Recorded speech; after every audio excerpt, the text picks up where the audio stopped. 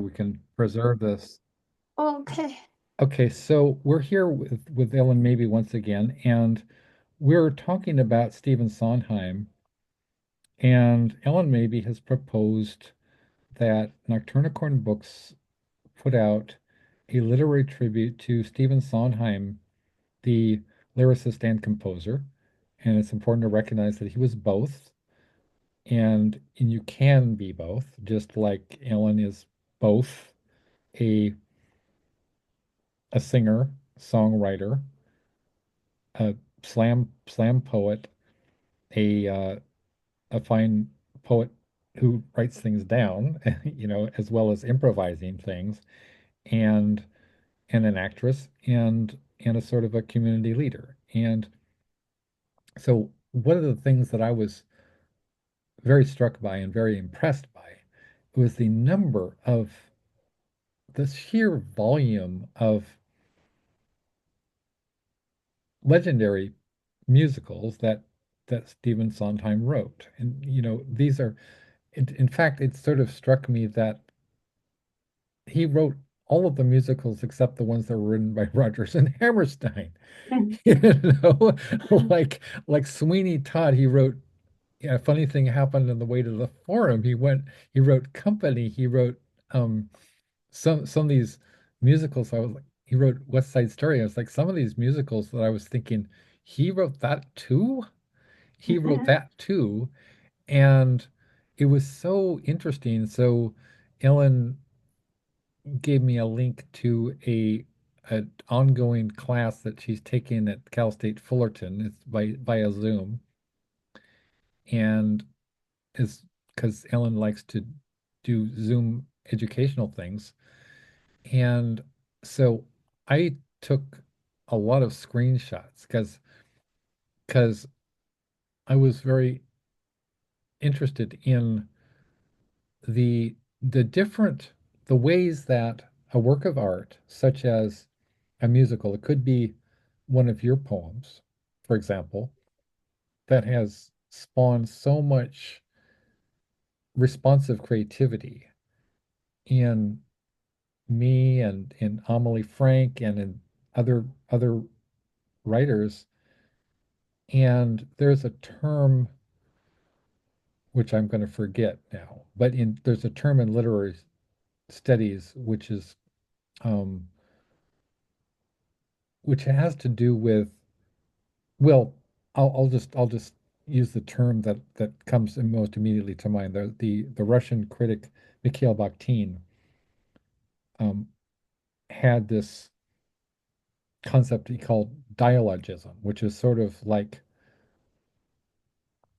an alternative to dialectics. It was how literature over the ages is a conversation. And that's basically what it comes down to, that he was also the father of sort of constructivist theory, which means that the meaning of a given work of art is co-constructed by the reader as well, which has profound implications for anything, any sort of text, whether it's a film or it's a song or it's a drawing or it's a statue or it's a puppet puppet show or a circus or clown show, whatever, any kind of text, even like a note, like William Carlos Williams, right? The famous, I'm sorry that I stole your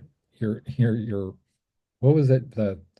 Um the The fruit? Is the it fruit. Yeah, it was the strawberry? yeah, the it was. Yeah, I mean, it was actually a note to Mrs. William Carlos Williams about how like these it's so famous that I'm gonna look like an idiot for forgetting what it is, but y'all can look it up. Now we have this thing called Google, right? William Carlos Williams, just type that in, and you'll find the poem, which I think he put on the refrigerator or something like that. And then she responded with, "Oh, that's okay." And I made you some cold coffee and I left you some whatever, some other things, and please enjoy it. And it was a really very, very intimate. moment between two people who are deeply in love are also artists, right? And William Carlos Williams was as well, and he was a doctor, right? So he was a medical doctor, and he was kind of a country doctor, which makes me think of Franz Kafka. And he was out there and he was helping people. He was also the father of imagism. And his thing was, oh my God, I really need to go back into teaching. The his famous quote or maxim was no ideas but in things. And he also was the mentor of Allen Ginsberg, who was a huge inspiration to Ellen Mabey. Now, but we're talking about another another great Jewish um, poet, Stephen Sondheim, like Leonard Cohen, who also wrote novels and was a Zen monk for a while, and also, I mean, I was just like watching some of his videos where he's playing flamenco guitar really beautifully, like he could do flamenco too. It's like, what could he not do, right? The man was amazingly versatile and so old world European romantic, right? That kind of bittersweet, melancholy, beautiful, dark, doomed love affair, but you will never regret it because it left you with those that sort of heartbreaking memories and this great song you always remember. Oh, we danced to Leonard Cohen, you know, right? Dance me till the end of whatever. What is it? Dance me till the end of time or something, or Oh, dance and me the love. It's end of like that. love. Yeah, dance me to the end of love. And it's like, oh my God, he was so romantic. It's just beautiful, beautiful. I always thought of, Leonard when Leonard Cohen died, it was so heartbroken, and I immediately called up Jordan Gallagher and I was like, we got to do something about this, because I thought, well, Bob Dylan certainly is one of the very greatest poets who ever lived since Shakespeare, but why why didn't they give the Nobel Prize to Leonard Cohen as well? If they're going to give it to a songwriter, right? They should have given it to Leonard Cohen. He wrote more books than Bob Dylan. Anyway, I'm sorry I'm babbling hysterically. I've got Ellen Mabey, living legend of literature, right here with me, and we're talking about Stephen Sondheim, right? So discuss amongst yourselves, I guess. No, um, so how did you first encounter the work of Stephen Sondheim and what spoke to you? Well, so I'm thinking. When I moved to New York, one of the things I took with me was cassettes of Sweeney Todd. And I'm trying to think how I originally even because I moved to New York when I was 20, so I had to be aware of him extremely young. Like like how did I hear his stuff? I mean, I'm trying to think because there's no internet then. Maybe I mean, I'm just not sure. I wonder if there was like a special or something where they were Right. on PBS or something, or Yeah, I'm not even sure. It's just that he seems like he's always been there. Do you know what I mean? right. It's Yeah, almost like I totally do. Yeah. because I mean that's and yeah, and I grew up, like around my grandparents and my parents and stuff. I'd hear show tunes, I'd hear that, and I went to summer stock theater in Milwaukee when I was young, and I don't know. I always loved musicals and always found Stephen Sondheim's work really, really powerful and really resonant, really great. His stuff is super emotional and wonderful, I think. You are a very emotional person, that's for sure. And you evoke emotions in others, particularly people like, well, most famously people like Jackson Brown and Henry Rollins and Grail Marcus. What do you think it is about your work that is so resonant with people?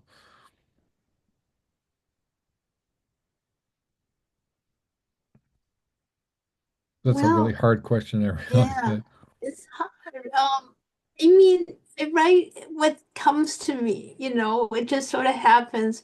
And it just, it, it seems that it resonates to people. Um, I just write things that come to me and people seem to relate to it.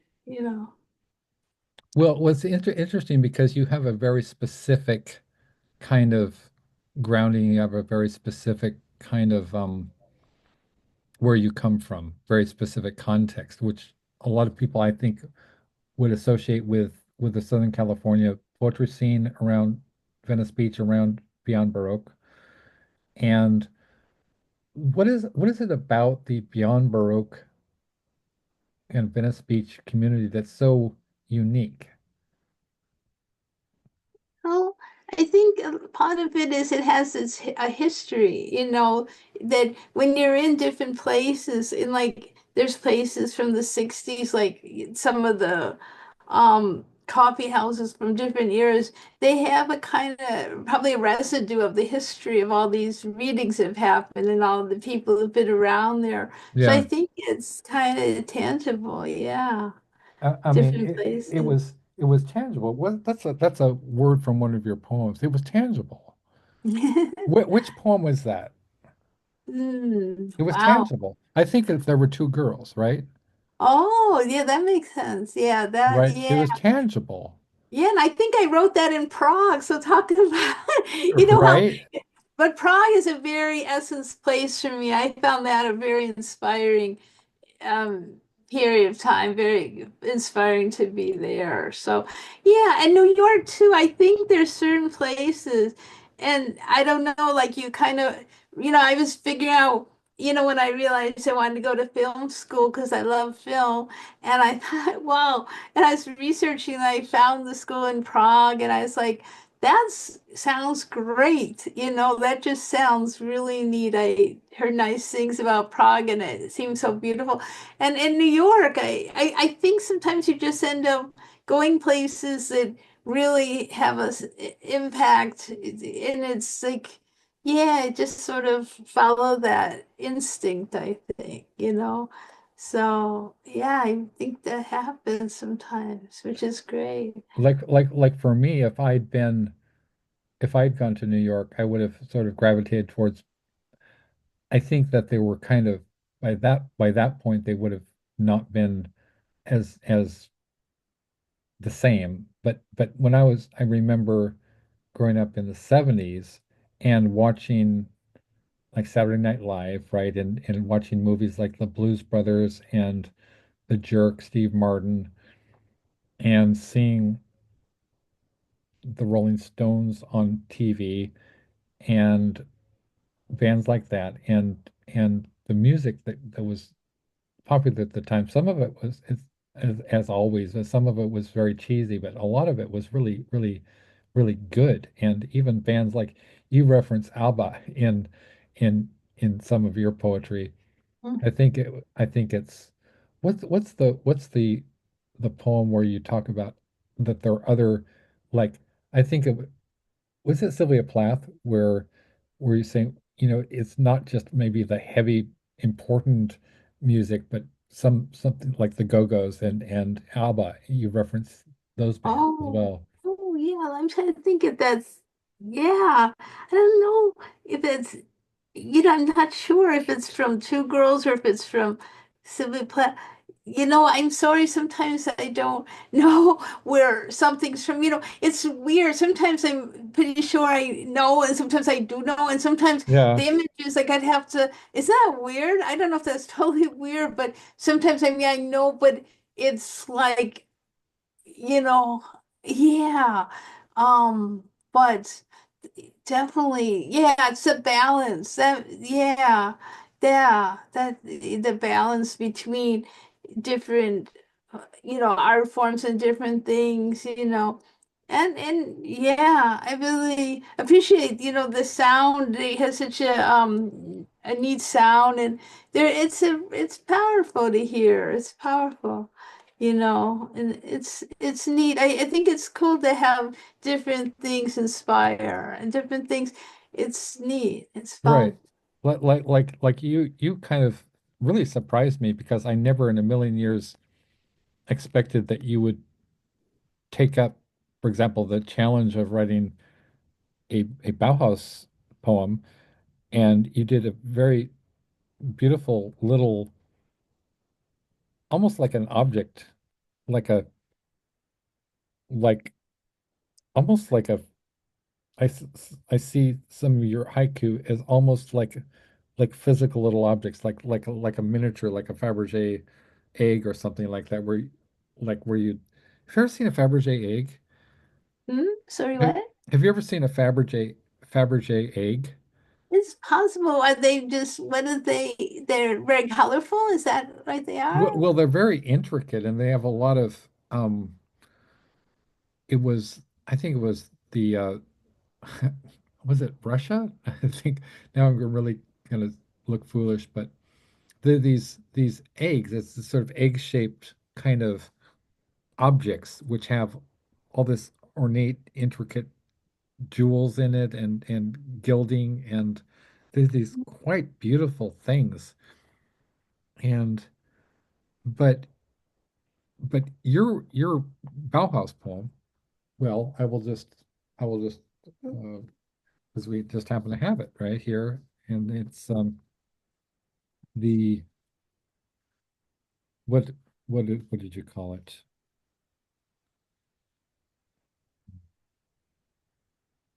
Let's see. Should have these at the. You know who's really good at being a podcaster? Rick Looper is really Oh, good. yeah. Does Yeah. he wouldn't be fumbling for the right page. He also has that very smooth kind of voice. You see, he would be great on radio, right? Yeah, hello. Yeah, this is coming at you live from KXPR, Los Angeles, and we're gonna have some smooth jazz for you today.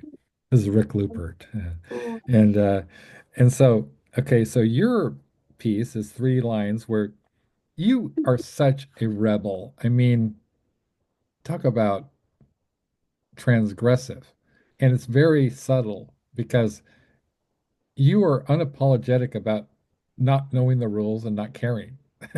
You don't even know what a strophe is, you know.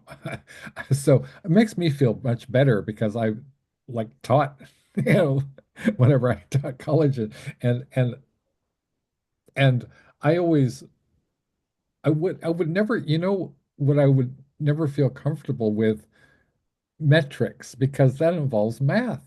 I would sort of balk at trying to tell my students, oh, that's a whatever, that's a EM or that's a iambic pentameter or whatever. Because what if I got it wrong and then they got this wrong information in their head. So I was much better at giving the cultural and historical context of something like America by Ginsberg, right? But when it came to these things like metrics, forget it. Like I wouldn't know a Bauhaus design, poetic and practical, music through and through. Nevertheless, even though it's not a traditional haiku at all, it violates all the rules. And you even to just dig it in even further, you call it well lived in haiku, which is that's a very cheeky thing to do, right? You call it haiku, and it's not even a haiku. It's a sort of what is it? Rick Lupert, I think he said something. Was it you or Rick who said like was talking about a 17 line poem as opposed to saying it's haiku because it was the show Oh, you and Rick were on, right? oh, oh. Yeah, I don't, that, I mean, wow. He might have said it, maybe. I don't know the seven, is there the 17 lines are called also Not suggested? 17 lines, but 17 syllables. Oh my God. Oh, seven, oh gosh. Oh my God. I did that with a short story where I confused 12 inches and 12 feet. And Oh, I didn't even realize when I was writing it and I published it, and I published the same story in 3 anthologies. And then somebody pointed it out on Reddit or something like that, was making fun of me because I had a device that was that was supposed to be 12 inches and it was well, I said it was 12 feet. Oh, You know, one oh, time, one time I was stuck in, I know you've been famously stuck in an elevator, but I was stuck in an elevator in Oslo in Norway wow. and I couldn't get out. I was stuck in Oh, an airport elevator in Oslo and I kept going up and down because I couldn't find my way out. And then when I finally did, I was sort of like lost. And you know what's even worse? Norway is terrible for people with dyscalculia because oh, my friend I was staying with, Agneta from the band Matter Mortem, their apartments, they didn't even have numbers over the apartment. So I was like, I was also, they kept feeding me alcohol and I was jet lagged and I spent the entire week kind of in a semi stupor and I completely almost failed to show up for a for a band interview, right? And it's sort of like I didn't have a good time at all. I thought I was going to have this incredibly edgy time where with these black metal musicians in Norway and it was going to be insane and everything, but I was just like totally out of it and I got stuck in this lost in this elevator in this airport complex.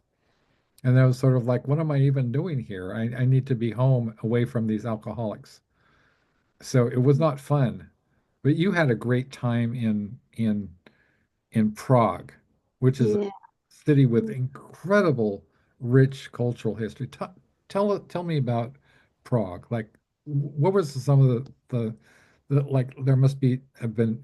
I mean, it's got Franz Kafka. It's got so much rich history. Tell me about that. Wow. Well, I wrote a whole poem about Prague. That one, and the thing about it is it's just everywhere you walk, there's this historical, the school, like right near the school is another school. There's some of them are from like there'll be a restaurant or a pub from 1348. I mean, it has this whole Yeah, in beautiful, just a beautiful, the architecture and everything. And, there's a building right where near I live called the Dancing Building and the stuff. I think it, Dancing Building. yeah, it was co-built, I think, by with Frank Gehry and another architect. And it looks like dancing. I mean, people dancing. And it was right near where I lived and everything. And very near. And yeah, it just the environment, the atmosphere there. I was never able to really pick up the language too much. It's a really challenging language. Yeah, And but it was really, really inspiring to be there. I mean, the whole experience, the school, everything was, I really enjoyed that. I was grateful to be there. Yeah. that kind of yeah, it kind of reminds me one of the ideas that I had today because I'm always coming up with some idea. I was thinking for the segment of the book, the Ellen Mabey tribute book, which we're putting out at some point. I don't want to rush it. It's a major project and I want to get it right. But the whole Karma Bums segment, I would like to actually partially do like not a full graphic novel, but maybe a sort of an R. Crumb like comic story where I would have you and S.A. Griffin and the other people, because for one thing, it's sort of, it like totally zips right into my love of artists like Art Crumb, you know, and his wildly imaginative adventure kind of auto fiction, I guess. And Gabrielle Bell, have you ever seen the work of Gabrielle Bell, the cartoonist? No. She's this incredible artist that I think she does stuff for Drawn and Quarterly. My dad is a good friend of hers. Also, like Mimi Pond. If you haven't read Mimi Pond, I think her work is incredible. It's very cinematic, and she had a kind of a interesting relationship with not Nick Cave, but who is this? One of those. I'm trying to think. He was one of those kind of alcoholic singer-songwriter guys who was really important, kind of a folk hero and kind of a underground star. Not Harry Dean Stanton, but somebody like that. And so who kind of played a similar role in her life as Henry Rollins did for you. And anyway, I it's no matter, but I really want to do a comic story because I think that you would make a great comics character. I don't know how you would feel about that. That'd be interesting. Yeah, I mean, obviously you would have to approve of my characterization and if you thought it was like horrifying that I wouldn't publish it, but I would just want to actually, to do sketch out a comic story and also, also obviously everybody who was participated in it who's alive and with us would have to kind of sign off on it. I would never want to do something that would disrespect people's actual experience, right? But I sort of see a lot of potential in that story. It strikes me, and you lived it, but it strikes me as something that has a lot of potential, not only for comics, but also maybe for even a movie. Because I think, well, On the Road is very cinematic, and the whole classic American trope of the road trip, right? It wasn't really a question, but I don't know how to. Anyway, so that was just one idea I It, had. it's quite a few people. Some of the people, the main people of the core people have passed away. It's hard. You know what I mean? It's kind of hard. Like Scott Weinberg and Yeah, John. So it's tricky. It's tricky. I know it's tricky. Yeah, But I mean, the Twisted Cadillac, that's a good thing because that has a lot of background and writings of the people, and that's really something to delve into. oh yeah, But it's I just tricky. ordered it actually. So Oh, yeah, good, good. I Because would that, I would never want to just do something. I would never like I would never just make something up. I just want it would be totally grounded in the documents, the original documents, Mhm. like a Yeah, crumb thing. yeah. I mean, that's a complicated because there's so many Sure. people, and some have, you know, it's seen a lot of loss this year. Yeah. So I mean, that's Tuscan like sort of just that's so great to check out because you get to really see it. Their writing is that it's complicated because of the in this I love how to put this type of a situation since the core people they've lost people the like Scott like I think in 2000 maybe 11 or so Yeah. and Doug only a few years ago maybe less than a few so I don't know. I mean, it'd be more like trying to think, like in that case, it just seems, but you'll see when you read the book, it's an inspiring book because they're have their writing, but in the piece, I know I wrote a piece about traveling with them and stuff like that. Yeah. I mean, something maybe, could see about that, but it gets like, yeah, it seems more complicated that Oh, way. of course, of course. Yeah. I mean, I I mean, throw out as you know, I throw out a million ideas, and some of them work, and some of them people go, no, Alex, no. So I just, I keep trying, oh yeah, no, but I think something like like, yeah, I mean, it is good. I mean, that there's a lot of interesting thoughts. Like sometimes it'd be neat, like, just the travels, like get how Prague or New York or different things, how inspiring those places are. And, and I mean, even, it's funny when I lived in New York. I was an apprentice at a lot of places, and one of the places I was an apprentice of was at the Young Playwrights Festival. I mean, I was just apprenticing so many places, and so there was a historic concert in 1985 where they performed Follies at Lincoln Center. It was like as a concert, and I got to attend it.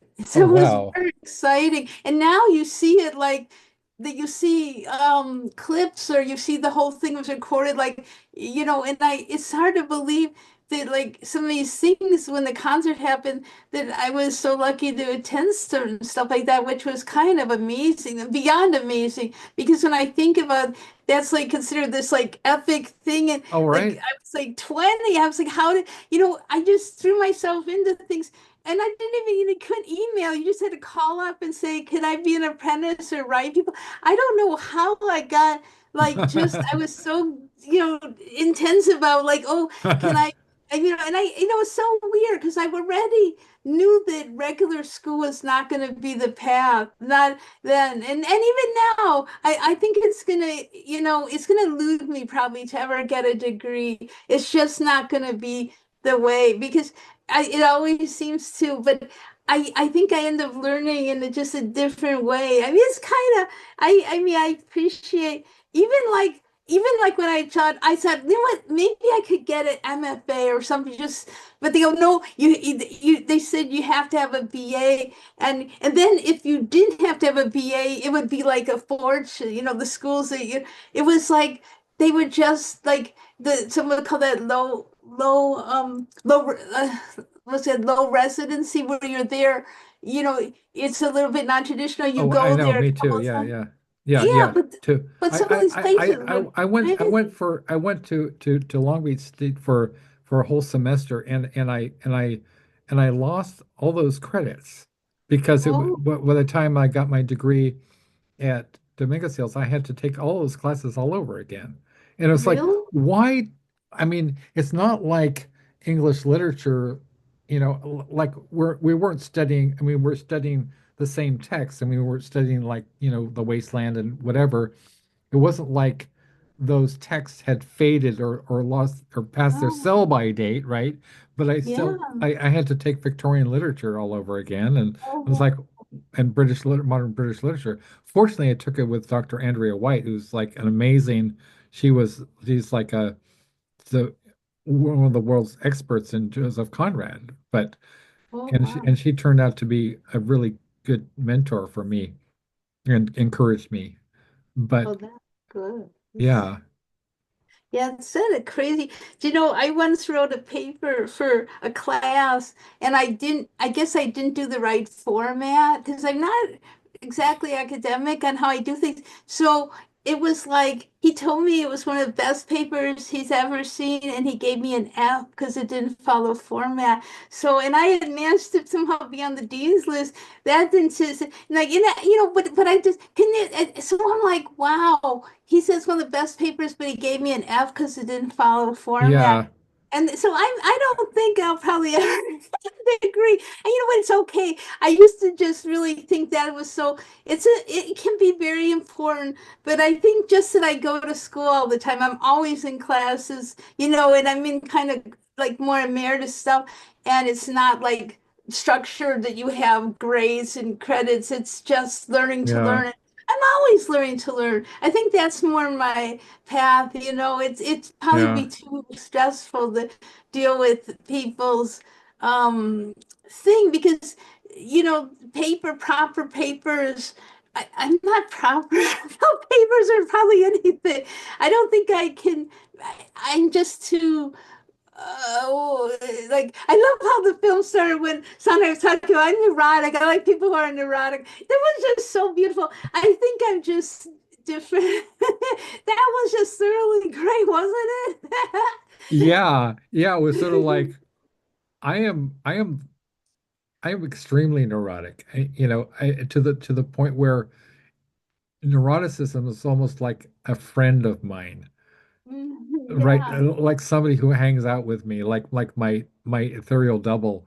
Like, or I mean, I know he's problematic, but Woody Allen, man, like some of my stories, especially the outlaw circus stories, somebody compared them to Woody Allen, and it was like, yeah, because he was one of my favorite, writers. He wrote for the New Yorker, and he wrote all these little books like Without Feathers, and people like him and S.J. Perlman and all the New Yorker crowd, and Fran Lebowitz, and I really like that sharp, dry, self-deprecating humor that was, and of course Dorothy Parker, Mhm. right?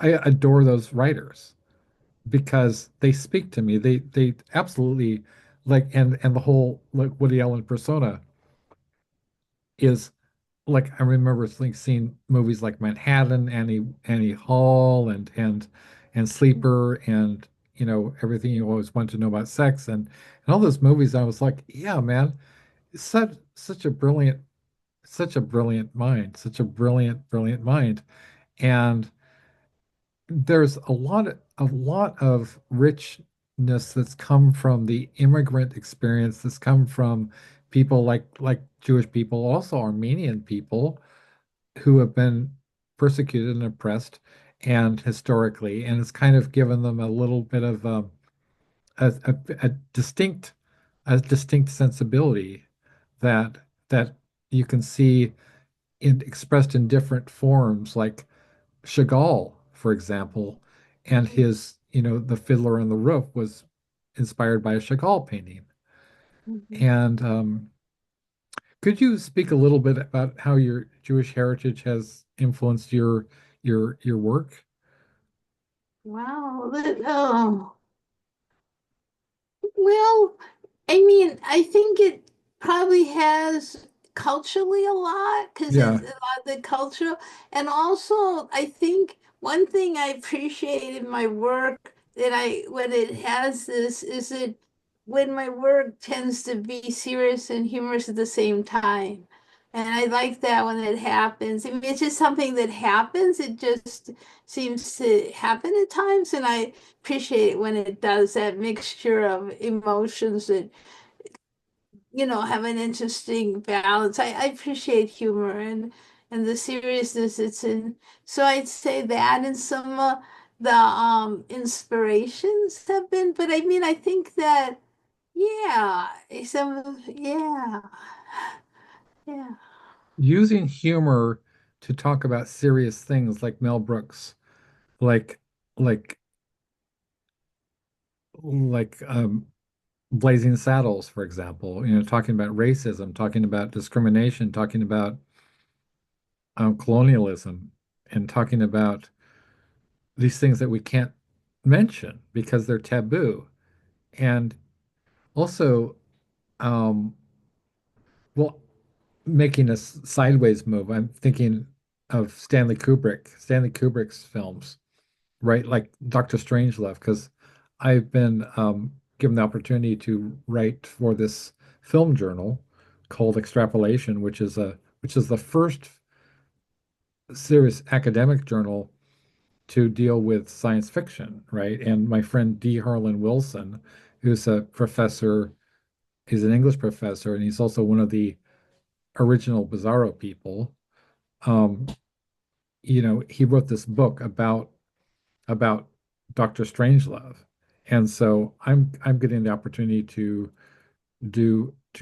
write it up for Extrapolation, which will be my first serious academic publication. I mean, since my master's thesis, I've written about film for more popular magazines that have a lot of cachet with underground film circles, and sort of like horror and that kind of thing. But this is the first time that I've ever been given that chance. And one of the people in the junk merchants, um, is Matthew Sorrentino, who's a film professor at Rutgers, I believe. And so um, he wrote about William S. Burroughs in Drugstore Cowboy and Gus Van Sant. Have you seen that film? Okay, No. it's really interesting film. It's got he was in a lot of movies. Very in the 80s, he was kind of like this is a very, very good looking guy. He was in Rumblefish and Oh, wait. What is his name? Oh, Mickey Rourke? Is it him? not Mickey Rourke, but Not Mickey. he was in The House That Jack Built more recently, Oh, and what's that guy's name? Oh, was he in the Bad News Bears? he may have been in the Bad News Bears. But Yeah, I'm trying to yeah, think of his name, but I know it, I sort of know yeah, if you said it, I would know what you mean. They yeah, said, oh, what's his name? Oh goodness. yeah. Oh, I'm trying to think. Um, um, He's in a lot of Gus Van Sant films, and he's a very interesting actor because he's very charismatic, he's very good looking, but he's also has this dark side, and he can go between sort of good guys and bad guys. is his name Matt or anything like that? Could it be Something, Matt? yeah, yeah, Something like that? yeah, I, yeah, I'm trying to, definitely. oh gosh, I'm Yeah. sorry. No, it's okay. But Something Damon and not yeah, wait, Matt Damon? Could is it it be, Matt oh, wait, is his Is it name the Matt Damon? blonde? No. Blonde? Oh my Oh, God. Now I really bungled it. I bungled the job. Well, that's why we have Google, right? So you've got yeah, a couple of people with learning disabilities trying to explain film to you. And so you know what's yeah. interesting is like as you were talking about your struggles with getting a degree and thinking, well, you'll always be a non-traditional student. The irony is you'll probably have an entire genre named after you, and you'll there'll probably be an entire school of Ellen maybe poetics at someday, and then so you know we will live on in history, you know, despite the fact that I can't believe that I taught college ever, that somebody actually entrusted me with hundreds of students, and I was really good. I'm always really good one-on-one because I'm not stupid and I have a really good understanding of literature and also writing, and I think I'm really good writing coach one on one. But when it comes to the logistics of keeping track of hundreds of students and papers in various stages of completion, also when you have students who are very kind of mean to you, like that's one thing that they don't prepare you for, that the students can be bullies of their professors because I understand why there's this kind of power differential and then they feel sort of like that they need to balance it out by being a little obnoxious. But if you're like I'm really sensitive, I'm a really sensitive person and I don't have a huge armor, like I'm not thick-skinned and I don't want to ever become to the point where I'm sort of like I do care to some extent what people think of me, but only people I respect. And I try to maintain a kind of a dignity and if people really need something from me, I try to provide it for them, right? If they're in good faith. And so, especially if you're a teaching professional, your clients are your students, right? So I felt like I was letting them down, but I can't help it. Certain things I just could not help. Like I couldn't match names and faces for the like for the life of me. And you know, I would be able to if I sat down with somebody and say you were my student, for example, and you know a 20, 21-year old Ellen maybe comes in and wants help on a paper, and I would say, oh, okay, well, you know, you need to do this and this and this and this. I would be able to explain it to them. But the same skills in miniature do not translate. They don't scale to a classroom where it's in many respects, it's sort of like herding cats, right? And you have, and especially with schools such as LA Harbor College or El Camino College in Torrance, where I was teaching, very, very low economic, socioeconomic level. Their the students had a lot of trauma and a lot of violence, gang violence and other kinds of violence and home problems and everything that we're, you know, it is astonishing to me what we're hearing about what the Trump administration is doing. They're snatching U.S. citizens off the streets. They're deporting them illegally against the against the wishes of the Supreme Court, against the rulings of the Supreme Court. Like Trump ordered this the kidnapping and forcible deportation of a U.S. resident who was had a job. He was employed. He had a protected status. From this man from El Salvador. Had a protected status, legal protected status, meaning that legal he could not be deported. The and then Trump deported him anyway, and the Trump appointed Supreme Court with a predominantly extreme right-wing totalitarian fascist agenda, which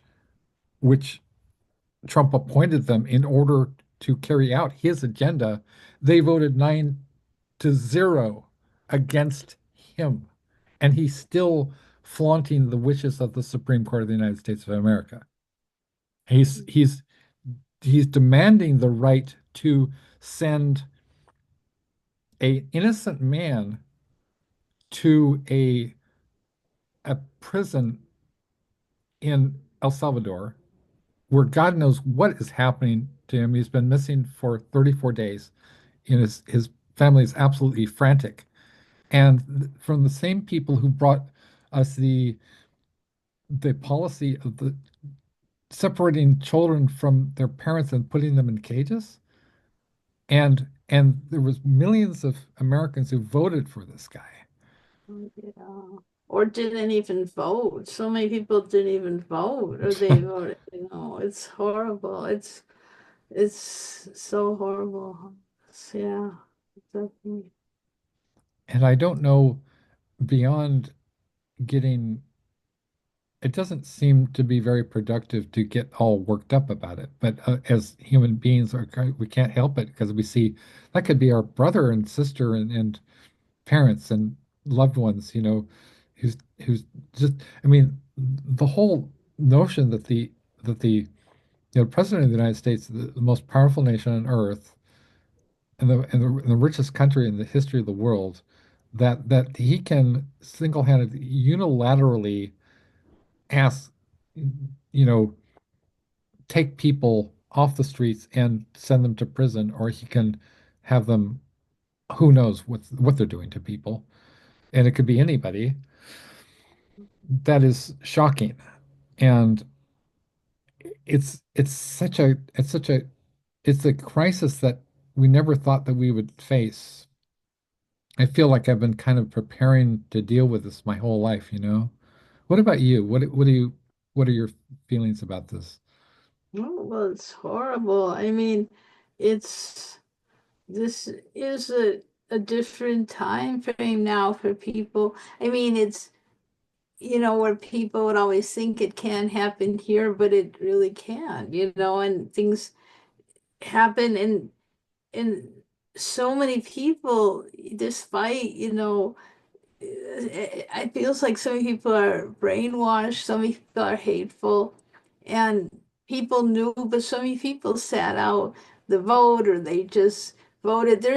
It shows it's a real tells a lot about where we are now, which is in a really extreme situation. I mean, I remember I was got accepted to artist residencies for I don't know about I think 2012 or so, I was applying to different artist residencies, and at the Hmm. time, I got into one in Hungary, and even then, I just didn't go. It was already, things were already getting, and it's just to see things just get worse and worse around the world and here and everything. It's completely stressful.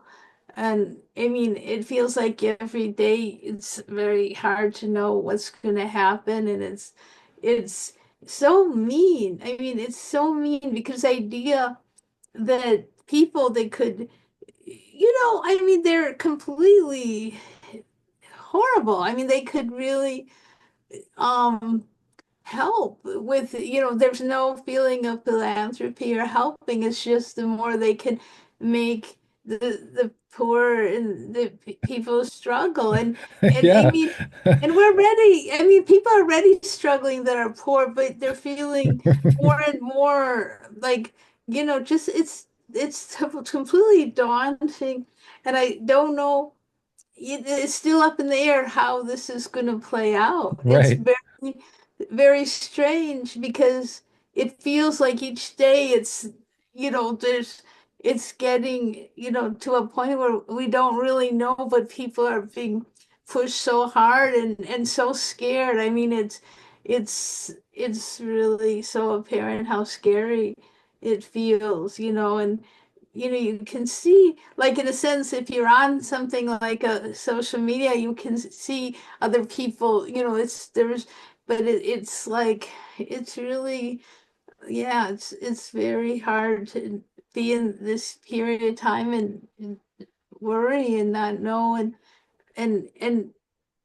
and it just seems like there's so much cowardice in how people aren't doing anything. And, I mean, they could stop it, but they, there's so much. And then there was just, what is it called? The arson fire. I mean, there's just, against Josh Shapiro, there's just the things that are going on. It's just so many daunting things that, I mean, it's hard to believe. I mean, I don't know, it's hard to believe, and yet there's a lot of history of really horrible things that, I mean, people, you know, but it's right now there's a lot to, take in, and it's hard.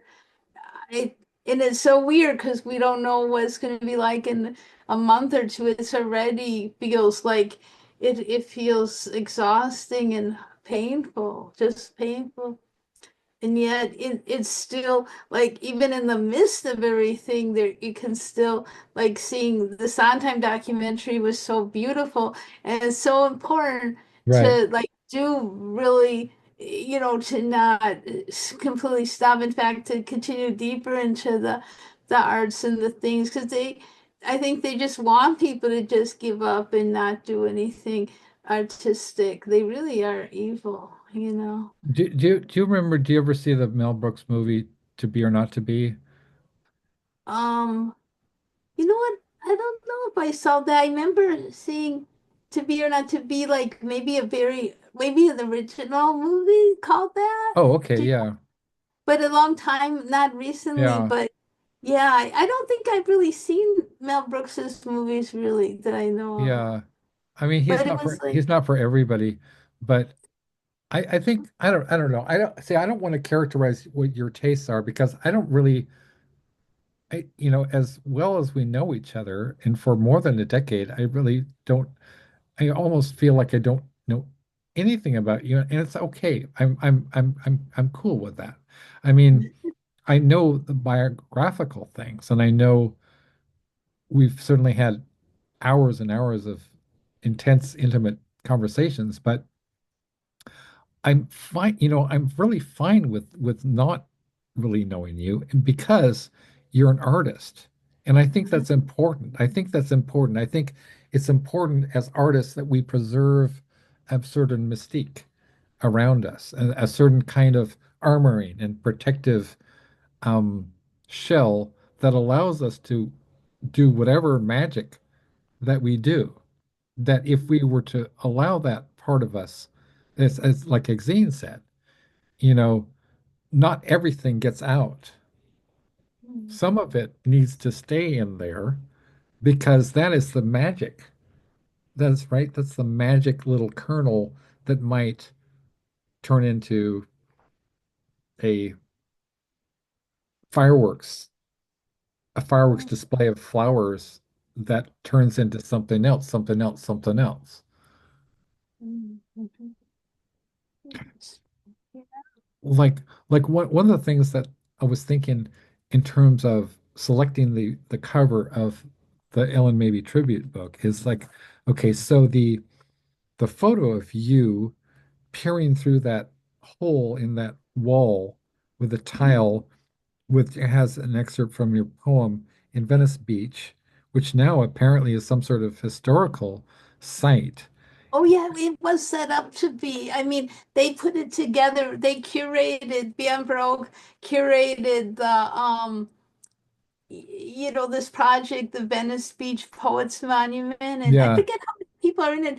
And it was meant to be where it was.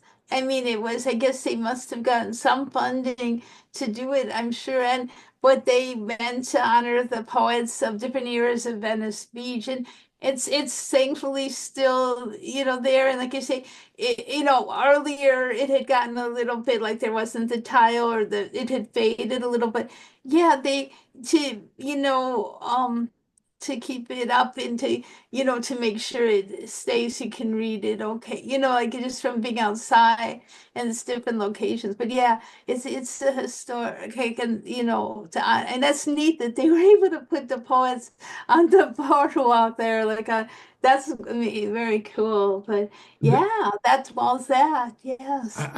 I was thinking why it was so perfect because I worked back and forth with Adrian.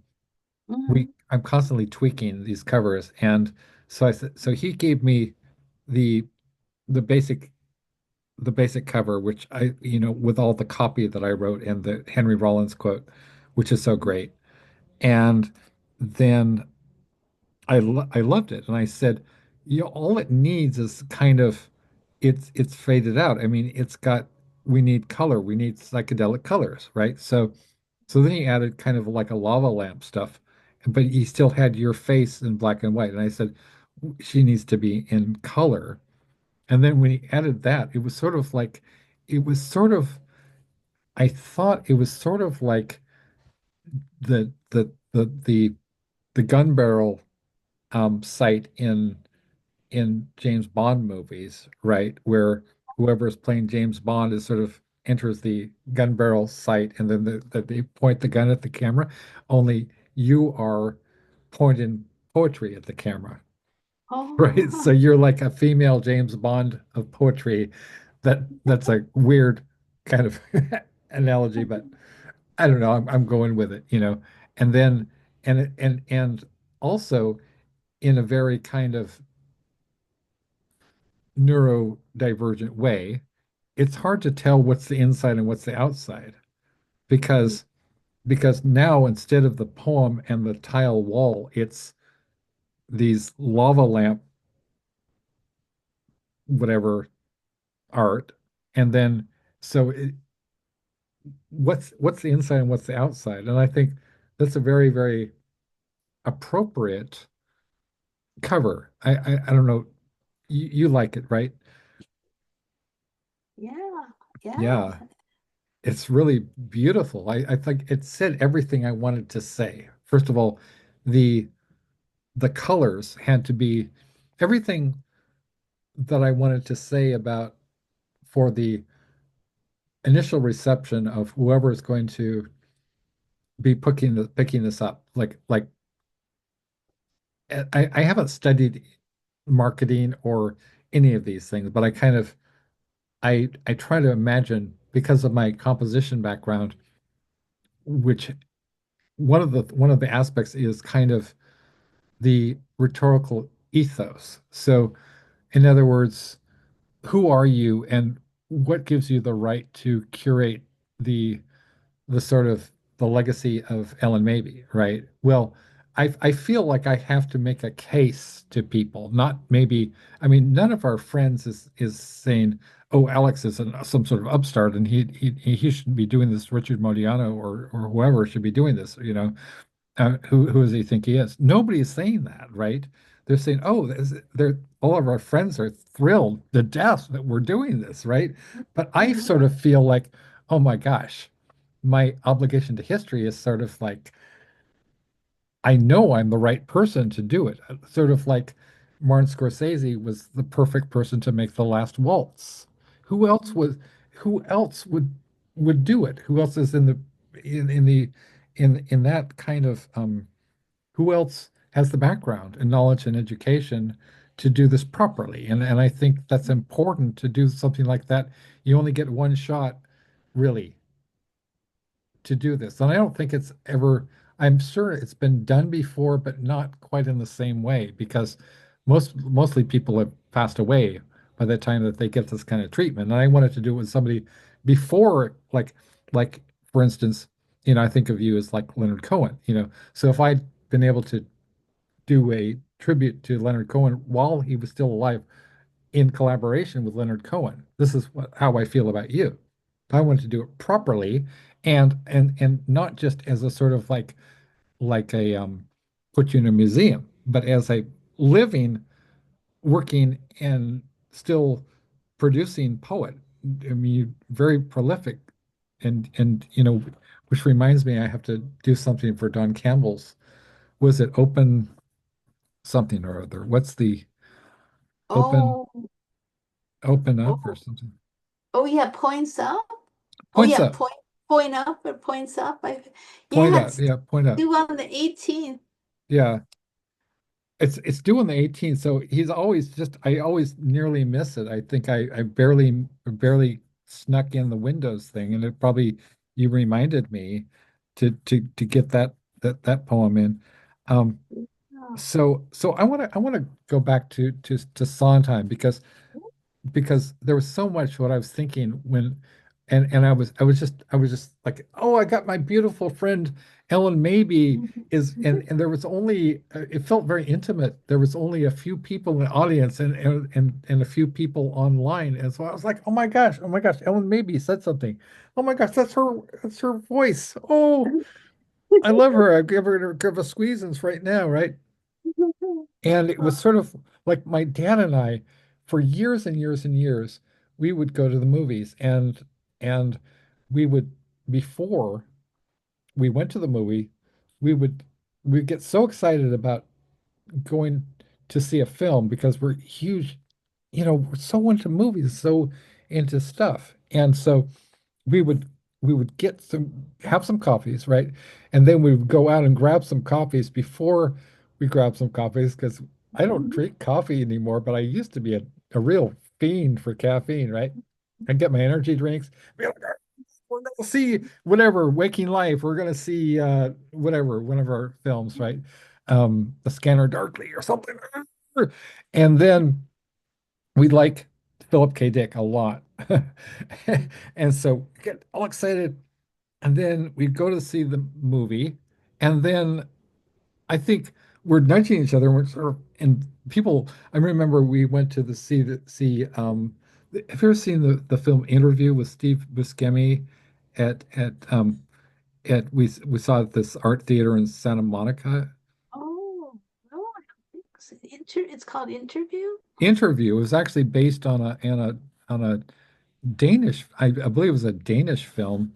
It was a remake with the woman who was in Factory Girl, which was about Edie Sidgwick. Mhm. And it was a really interesting kind of character study. I like Steve Buscemi speaking of neuroticism because he's always plays these wonderfully kind of messed up neurotic characters. And this guy was this interviewer is this journalist who has a lot of hang-ups and he's kind of a misogynist creep and he's interviewing this gorgeous film star and it gets into a kind of a very cat and mouse kind of Hitchcockian thing really by the end. So it's a very much um it's a brilliant film. I highly recommend it. Oh, that's And good. And Oh. so we went to see it in this theater, and we're all, and some gentlemen in front of us were like, you know, please be quiet. I'm trying to watch the movie. They were so excited. And my dad has this friend named Ralph Hirschhorn, who Ralph Hirschhorn, he went to school with at Yale. And Ralph Hirschhorn is a he works as a film insurance bondsman. So his job is to be a film completion bondsman, right? And so he has his own, he's really, really rich. He's also good friends with Carl Reiner, right? And yeah, and he's got this movie theater in his house. So he lives in Philadelphia. So whenever my dad would visit him, he would go to this, I want you to to show this film. When he came here, he would take us out for breakfast in Beverly Hills, and then we would go see a film and wherever it was playing, Santa Monica or whatever. And oh my gosh, my cousin, speaking of movies, okay, I don't know if I ever told you this, but my cousin Marcos Johnson is this son of he's kind of like a couple of cousins once removed, but his name is Phil Johnson. Okay, so Marcos Johnson is the son of Phil Johnson, my cousin. So I guess he's a cousin too. And he was in rehab with Joaquin Phoenix. So, and my cousin Marcos wanted to be Charles Bukowski really, really badly. So he wrote a lot of Bukowski-like poems, sort of also a little reminiscent of Jerry Stahl. I mean, it's very kind of dark, transgressive, junky type of poetry. And he struck up a friendship with Joaquin Phoenix in rehab. And then when he got out of rehab, he kept because now he had Joaquin's address, so he kept bombarding him with poems. And it was like, would you like to see this? And there's this article in the LA Times where you could look it up about Marcos Johnson and how he created this. It turned out in it turned into this really interesting project where they had a Rolling Stone photographer came out and shot these photos of people like Robert Downey Jr.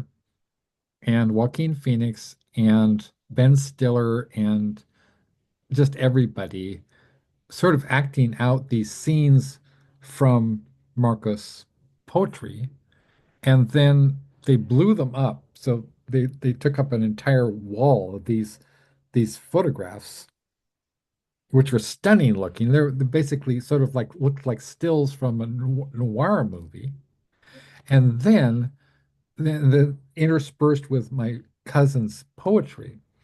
And then they had a gallery show in Santa Monica, and they had, Ben Stiller and Robert Downey Jr. and I mean, not Eve, what's her name? Eva Mendes was there, right? And all these people. I'm looking around and it's just, and then, Robert Downey Jr. like whizzes by me like something, like a bat out of hell. Like, oh, no, excuse me, oh, like that. It's very frenetic, very Hunter S. Thompson. Like, holy shit. I nearly got run over by Robert Downey Jr.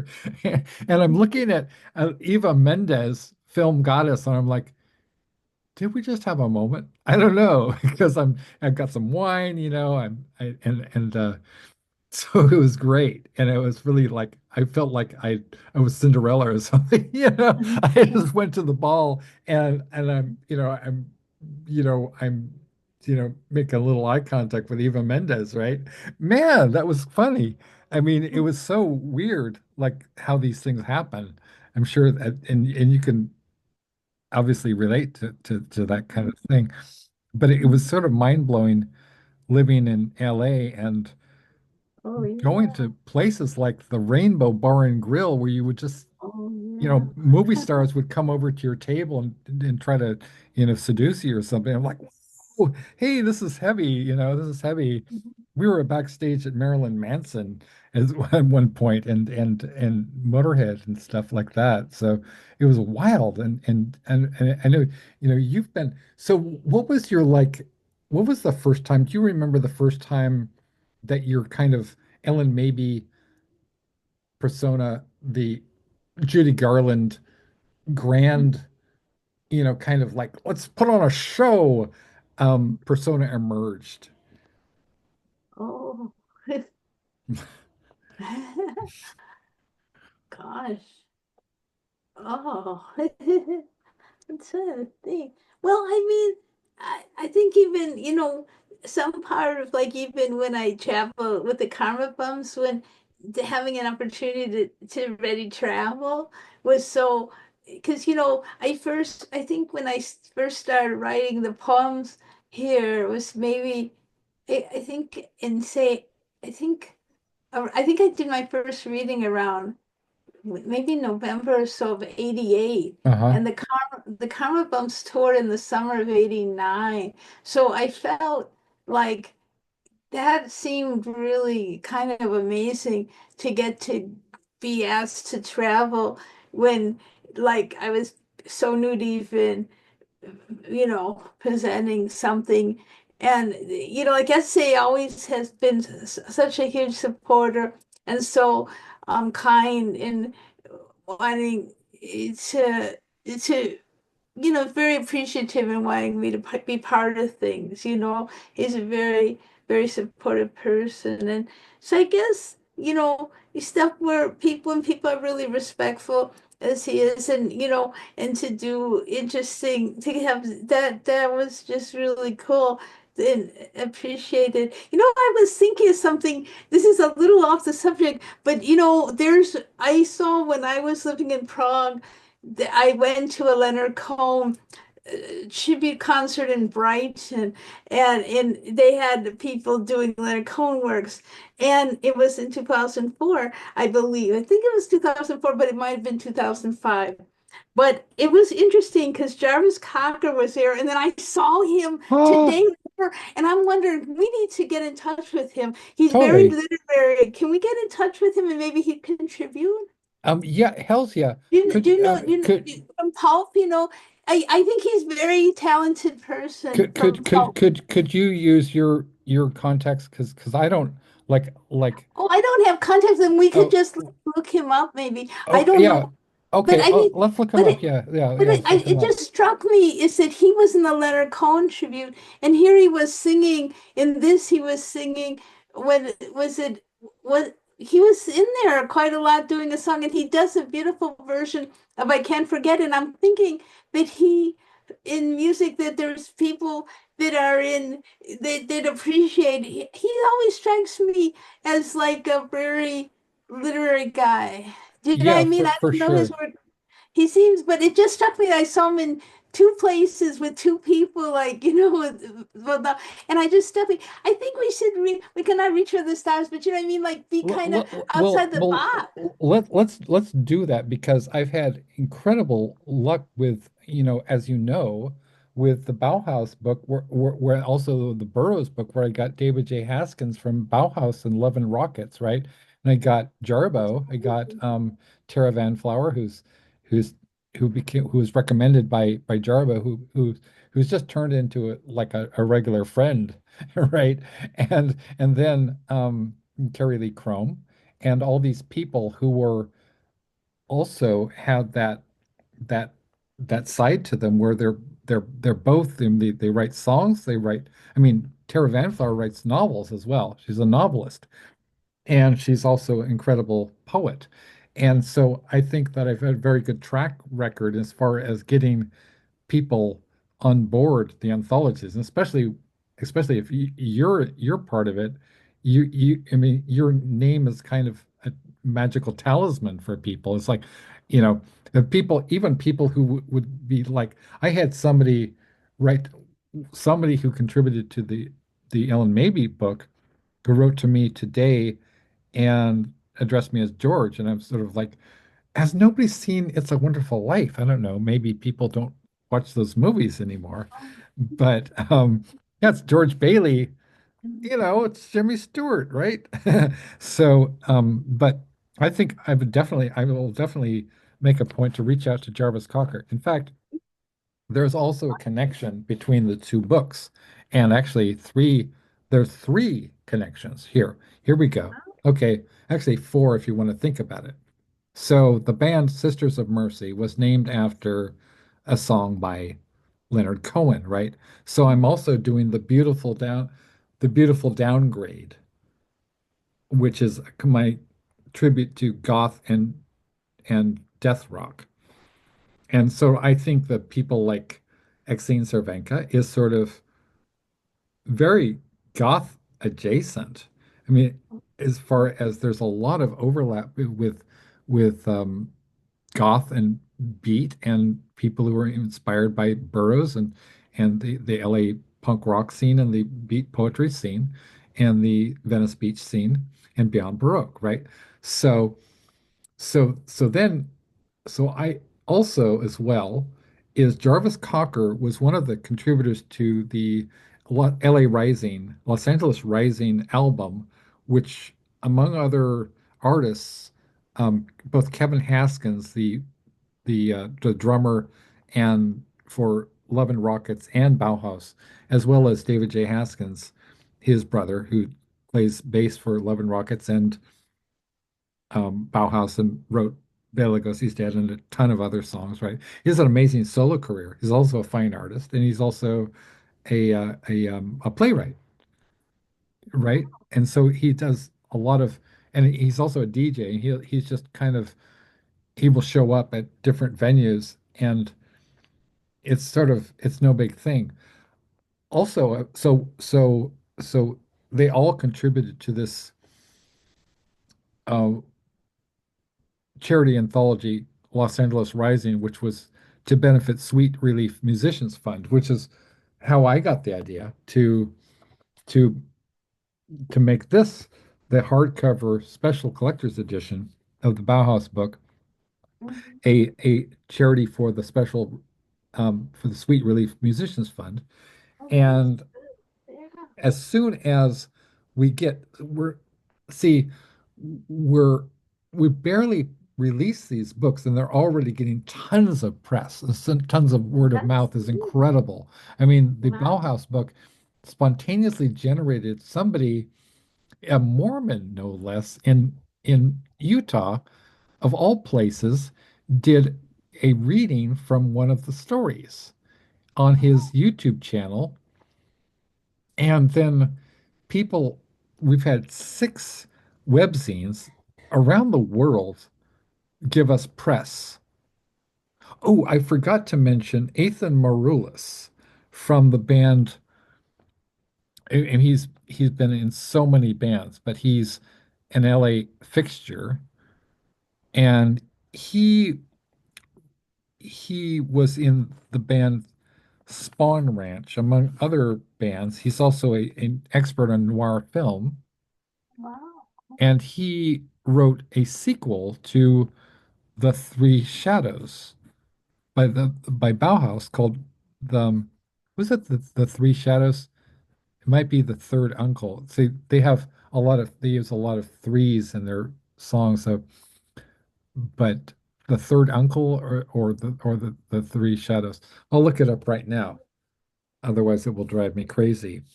So Ethan Maroulis, who's also in the band Noir. Um, let's see. So we have New Year's Eve and the Ghost of Bela Lugosi. That was okay. The Three Shadows, Part Four, by Ethan Maroulis. Okay, so that was an original song written by the the leader of the lead vocalist for Spawn Ranch,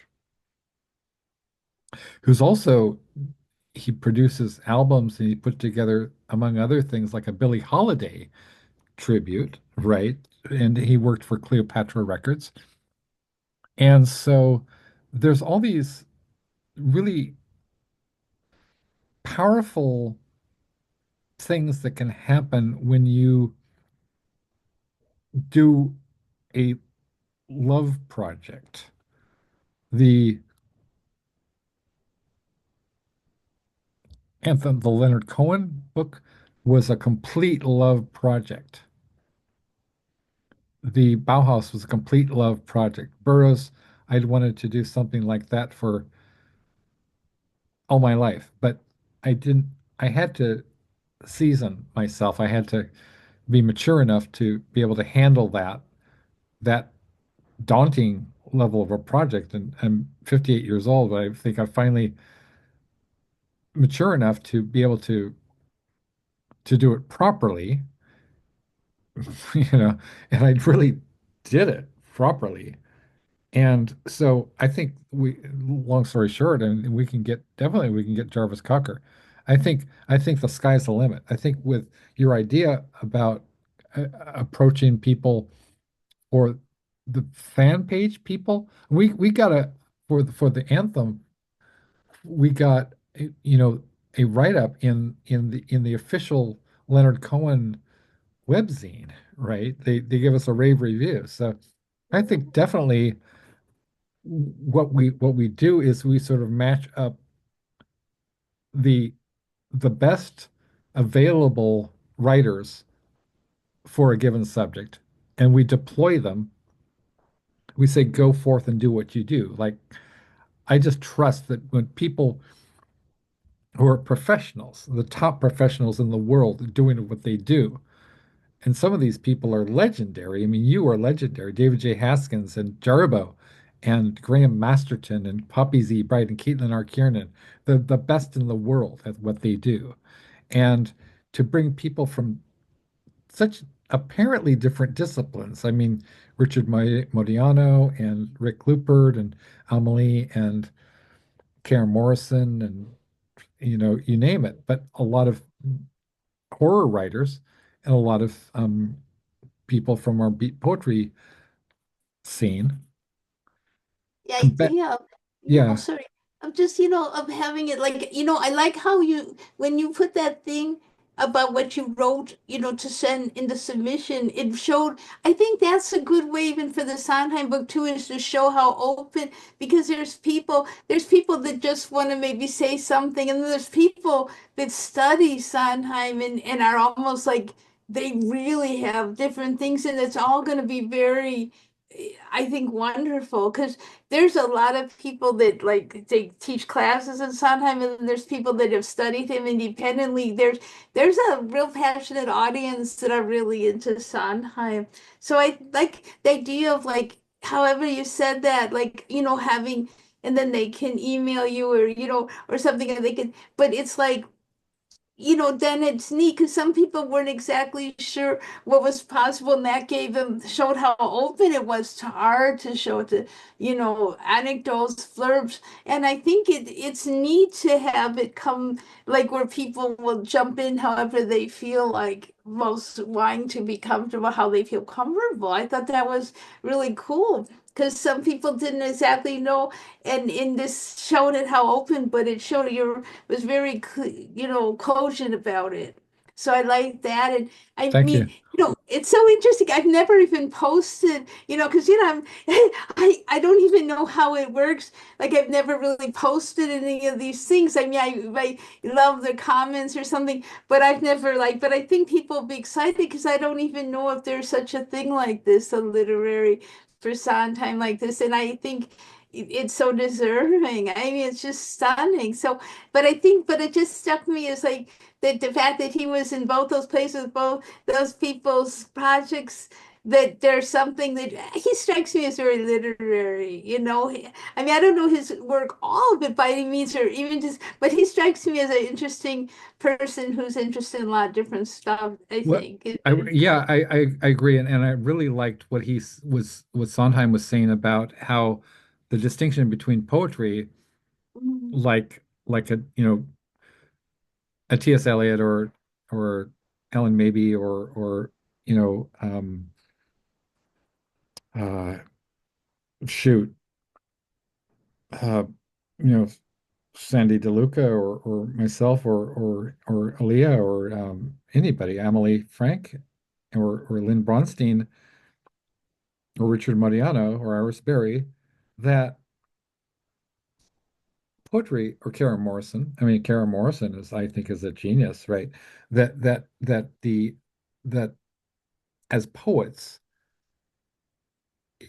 it doesn't behoove us to write things that will necessarily have an immediate reception. Like I've been reading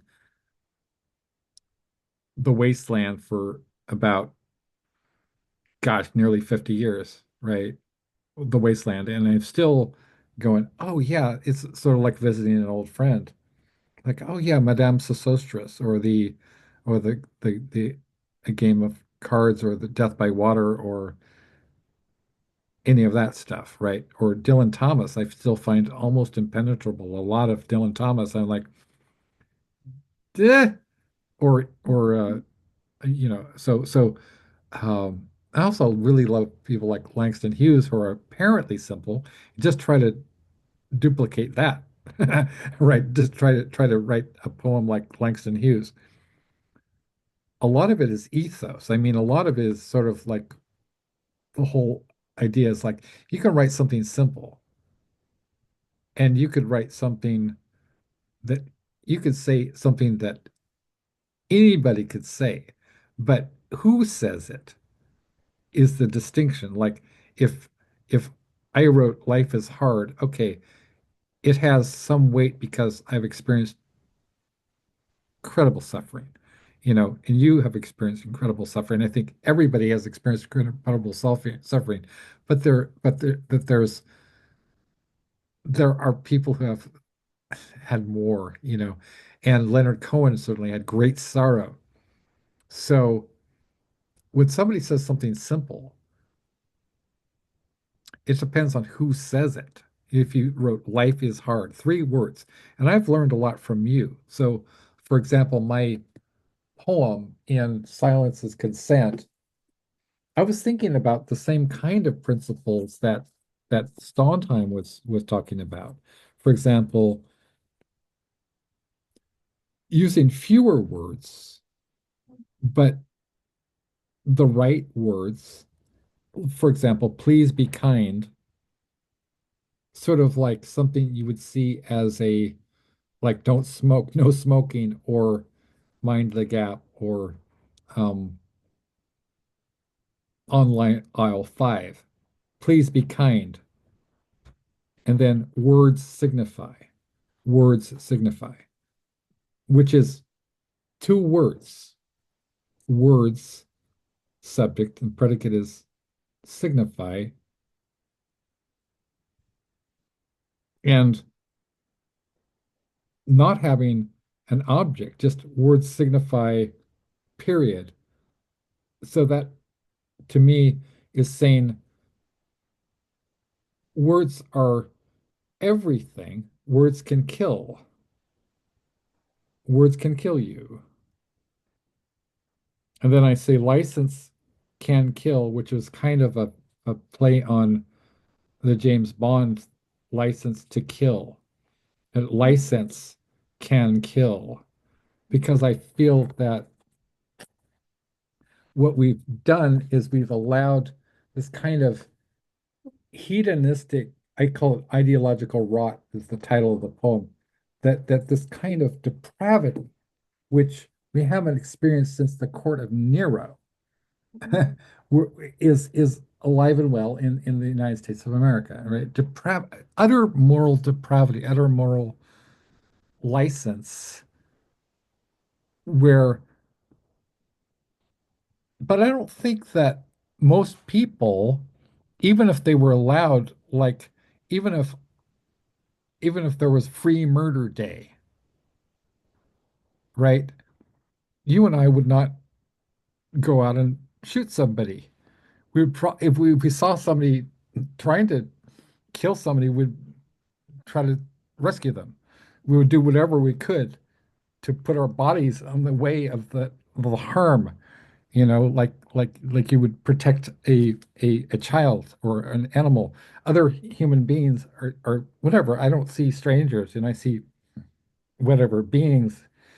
And so, but there's a kind of an ideological rot. I mean, it's gotten to the point where people really have a hard time distinguishing between right and wrong. And I think one of the myths that's propagated in our culture is that there is such a thing as a relative morality.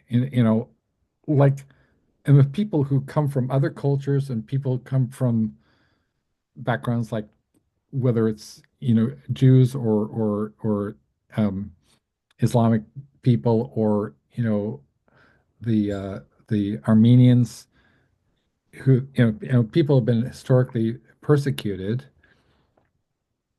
know that there's clearly right and wrong. There's clearly right and wrong, and but it's incredibly troubling to me that we live in an era where people really seem to feel empowered to just do whatever their id proposes, whatever their darkest, most violent pornographic fantasies dictate, and to say, "Oh, that's okay because I wanted to do it." You know, Trump putting children in cages because he wants to do harm, and he would do whatever if he could get away with it. He said he would could kill somebody on Fifth Avenue in broad daylight and get away with it. Well, he's trying to do that. I don't know what my point is. I don't like getting worked up like this, but like what? Um, what we were trying to talk about Sondheim, trying to talk Yeah. about Sondheim. But yeah, yeah. You know what? It's interesting because his stuff combines a lot of things. And I like, maybe, I'd have to look again. I know one of the things had Cole Porter in it too. But like, it's interesting how the pictures, what you did, and the had some sheet music too. Something like that looked really good. I think there's something about having it's really interesting to see. I mean, I was thinking from I guess they're what do you call it, the screenshots? Is that what Yeah, is yeah, this screenshots. or I just something? use like Command Shift 4, Yeah, and then yeah, it takes a but picture. Yeah, that's yeah, that's so good. I mean, we could look at them and see like again, like but I mean, I think your instincts are good, and then I mean, like in like in one case, I think it was co-photo because probably he was talking about that part, but it was in there's music. I mean, those were really cool, don't you think? Something like that. Like, I mean. I think do you think it should have some color too, like have some kind of interesting stuff? Or, I mean, I'm trying to picture what it would look. I'm not always so. I mean, it's really cool, like to like trying to. It's exciting to think about. I could just imagine that he's inspired so many people that there. It's a really like wide swath of people that could just be at least put out there that they would have the opportunity to send something. And there's so many people so passionate about Broadway, so passionate about composers and lyricists. It's a whole other, I mean, it's so different, that there could be people that are like just in, and it's funny because I mean it's interesting like really to think about who knows who will want to submit to something like this. yeah, It could be a lot of surprises, I think, because yeah. it's not, I mean, it's somebody who's beloved. He was always supposed to be so nice, writing letters to people, encouraging people. Like he mentored Jonathan Larson, who wrote Rent, and Oh wow, Lin-Manuel that's what Miranda. I He I also was, love. I absolutely adore Rent, and that was based on La Boheme, which was based on the life of Charles Baudelaire. I mean, oh, so yeah, wow. yeah. And that Lin-Manuel Miranda, we should Li- write to We him. should totally. Yes, You know who I yeah. was also thinking? Johnny Depp. Johnny Mm. Depp. I think that Deborah Tolson ever mangle her name, but who does National Beat Poetry Association. I think she knows him.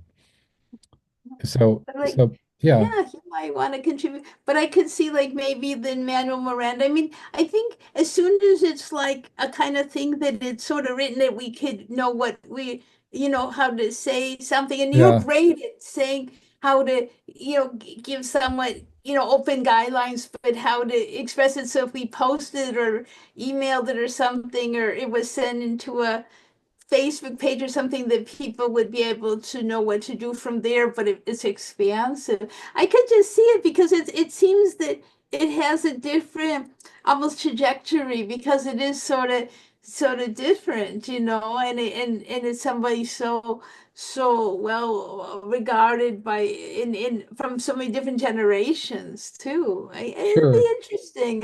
It's very intriguing, I think. I think it's very cool. One of the things that really appealed to me when I started to do a little research on him, because I was only f vaguely familiar with, I mean, I'm a fan of Sweeney Todd Mhm. because horror and also because it's very dark and kind of gothic musical, but to realize that he also wrote a funny thing happened on the way to the forum, right? Which is it starts out with Zero Mostel singing, tragedy tomorrow, comedy tonight, and that's a great song. It's a great musical. It's so funny and it's so raunchy and just ribald and everything like that. Yeah. And yet it's about slaves. It's about Roman society, which is extremely problematic in every way you look at it. So and then you just think about how somebody like Sondheim, like a Mozart or really like Mozart or Goethe, right? Goethe or Leonard Cohen Yeah, yeah. or Even compared to Shakespeare, like Shakespeare musical theater, because he's just, and there Shakespeare, was some, yeah, very much yeah, so. Yeah. yeah, no, I want to send you something as it's a YouTube. Okay, right at the beginning of the pandemic, Sondheim's birthday is March 22nd, and Right, for his 90th birthday, they wanted to have a big event for his 90th, but then the pandemic started right before then, so they right. put all these people on YouTube, it's called Take Me to the World, which is one of his songs, and everybody performed to him for his birthday on YouTube. It's like Yeah. stunning. I send it to you the link because you just got to see it. Because the more he has so many shows and they're all so different. He has one called Pacific Overtures about like stuff with I think Admiral Perry in Japan. Every show's different. He has like little night music. He has Assassins, a show called Assassins. Oh wow, I I never heard of that before. Oh my God, it's all about the different assassins in American history. Oh, I that mean, it's sounds wild. I love his that. stuff. Yeah. He has so many things, and his stuff is so. The more you see, it's so exciting because you're gonna be Yeah. delving in. There's just so much. He did a thing called Evening Primrose with Anthony Perkins about people like in a bookstore, like a bookstore at night, or I think it's like in mannequins that come to life. I mean, his Oh stuff. my gosh. Oh my God, you're just gonna, I mean, in of course company and Company, just I yeah. mean so many things and yeah, you'll he is just so astonishing and this is gonna be so fun because just to delve in even further and then people else's enthusiasm.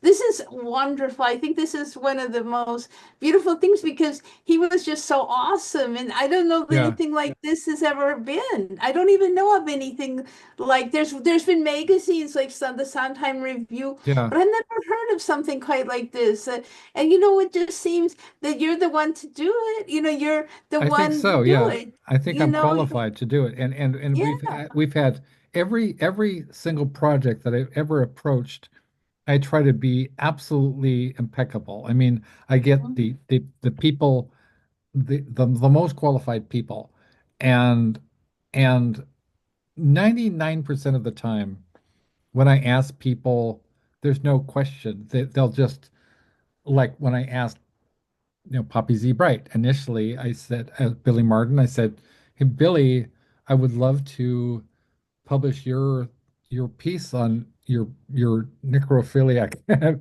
piece on Burroughs in the junk merchants, and he immediately has said, "Of course you can," right? Because and then I was thinking, yeah, I was in that issue of Purple Prose. I was in that. So Poppy, Billy, and I had collaborated way back in '97, and it's really taken me a lot of work to realize that I'm considered a peer by the likes of John Shirley and Ellen Mabey. I'm not just this guy who's trying really hard to catch up. And I tend to be a little defensive, which is why I bring out all my qualifications and all the blurbs that people have said about me, because I feel like a little bit sort of like, am I qualified? Well, at this point, if there's nobody else in the room, Mhm. so I did it, so if you're able to live with yourself, I guess that's really important. But I always feel like there's a certain standard, just as if I were a general or something, or it's just like if I were in the field, like like who's going to be who who who should be leading the coalition. And I just realized, I think at a certain point, if not me, then it's not going to happen. And then if it is me, then I can call up Tara Van Flower. I can call up whoever. I could call up Caitlin or Kieran if it was appropriate. I could say, Caitlin, I would love to have a story for the Bowie book. And Caitlin says, okay, here it is. Right? I mean, she's one of the most esteemed writers on the planet with thousands and thousands and thousands of fans. And it's just a matter of having been in the trenches for so long, trying to consistently bring together people to do projects that are fun and exciting and generate more inspiration for the next generation of people who who weren't there. Just like I wasn't there for the the start of, I was a kid when Bauhaus formed, and I was a kid when I'm a few years younger than Carrie Lee Chrome was also a kid, right? When the Runaways was formed, I think she was maybe 18 or 19 or 20, and I was like 14, when she and Joan Jett, well, they were little children, right? They founded the Runaways. And then a lot of these people, like you were 20 years old and you went off to New York and you were working for the Village Voice. I mean, that must have been like, that's legendary. That's mythic to me. That's just sort of like New York. And I think Andy Warhol and Truman Oh, Capote and Studio 54, and right, oh. Did you right? ever hear? Oh yeah, did you ever hear this beautiful record? It's a beautiful record called Songs for Jella. This is one of Yes. I Oh my love that. God. I love I that so love much. I love that. Yeah, Lou me Reed too. and John Yeah, and Cale. John Cale, yeah, yeah. The songs Fanduel Hall. I love that album. That is so beautiful. It's so, and then what they have a visual, they have a recording that you can watch them performing it. I don't know where they did it. We've got to find it again. It's Okay. just so tremendous. There's a lot. But Yeah, that was so beautiful. Gosh, yeah, that's a really powerful I'm song. actually going to use, I forget which, because by now we have so many anthologies. But Betty Kronstadt sent me some poetry. I forget which anthology I'm planning to use.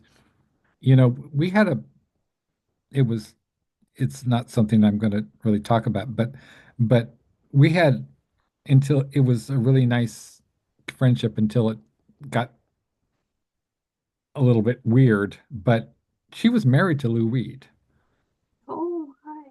and Wow. and she wrote this she he wrote the song Perfect Day Oh about her, yeah. Oh my. Oh, I love right? that song. That's a beautiful Oh, what song. a perfect day, right? And Yeah, so, it's a in fantastic. fact, That's a real. I love that. That's what he does, almost spoken word. You know what I mean? Like Yeah. Dirty Boulevard. There's a part of him that has Dirty a kind of Boulevard. spoken word. You Yeah, you he love does Lou like, Reed like I do? Oh my God, yeah. So well, yeah, yeah, yeah, I mean, I like that. That, and that, yeah, like that's really cool. I oh my remember, gosh. So yeah. I was going to do see, I can't get back in touch with her because it was too weird. But it was important to me in the respect that I got to touch base with somebody who was in a relationship with, literally married to, Lou Reed, and she was his first wife, and and Betty was with him through the years of, like, writing, like, the Transformer album, and she was in the studio with him and David Bowie when they made Transformer, right? And she had a lot of input into that whole process. So she and I mean, it's wild, right? And I had written, actually, a a poem that was inspired by Lou Reed that I wrote in 2017, which I had a friend named Christopher Ropes who lives in New Jersey, and he used to call me up. This was around the same time that I was that when Jordan was still around, and she would call me, and Chris would call me practically every week, and we'd have these. He would go out for cigarettes and Slurpees and burritos. And so to, like, the 7-Eleven or whatever, and he would take his cell phone with him, and we would have the burrito and Slurpees chat, right? And so we would talk on the way and there, and then when he was paying for his burritos and Slurpees, right? And then and then and the phone calls would end when he got back to his apartment. And so we would have these long conversations, I mean, sort of like you and I have had, and where we would talk about everything from, like, Goethe to Beavis and Butthead. We'd talk about music, we would talk about film, we would talk about poetry, and we would also, I, because of the whole New Jersey thing, and because of Lou Reed, or Lewis Reed, I guess, as Betty calls him. And so I'd been reading. Do you ever read Transformer, the biography? I think it's Victor Balkris who wrote that, and I'd been listening to a lot of Velvet Underground, a lot of Lou Reed. I can still do a Lou Reed and Velvet Underground book. I think a lot of people would love to see that. Mhm. And I was playing this song. Well, anyway, so long story short, I sent Betty this poem that I'd written that was inspired by talking to Chris and also reading the biography, and also, finding out that Lewis was a huge fan of Raymond Chandler, and a lot of his lyrics were really beautiful poetry, right? Like Heroin, and Oh, and Altam was it All Tomorrow's Parties? Do you like Nico's The Marble Index? oh, I don't know that. I don't know that. But didn't he like also, did he study any, didn't he study poetry with Delmore He Schwartz? Is did. that, oh, He studied poetry with Delmore Schwartz. wow. I mean, so Yeah. look at the That- range of background of someone. yeah, It's interesting how many literary and music people have that similar, that's like right. interesting.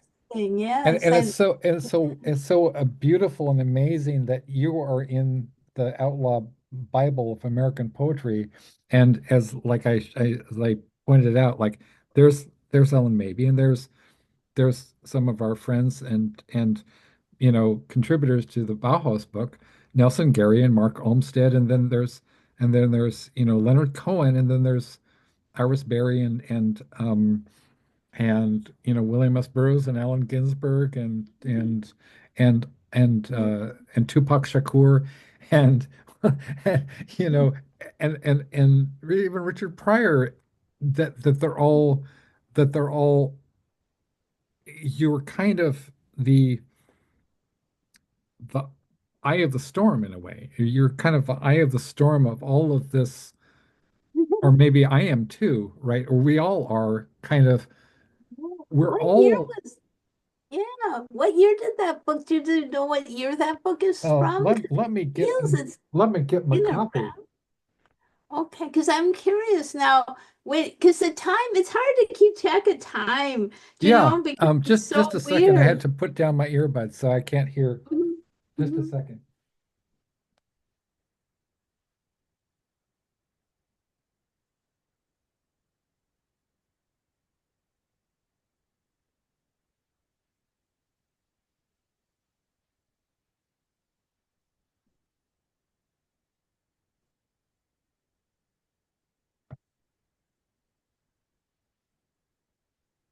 Uh, it's incredible that I'm not knocking things over, but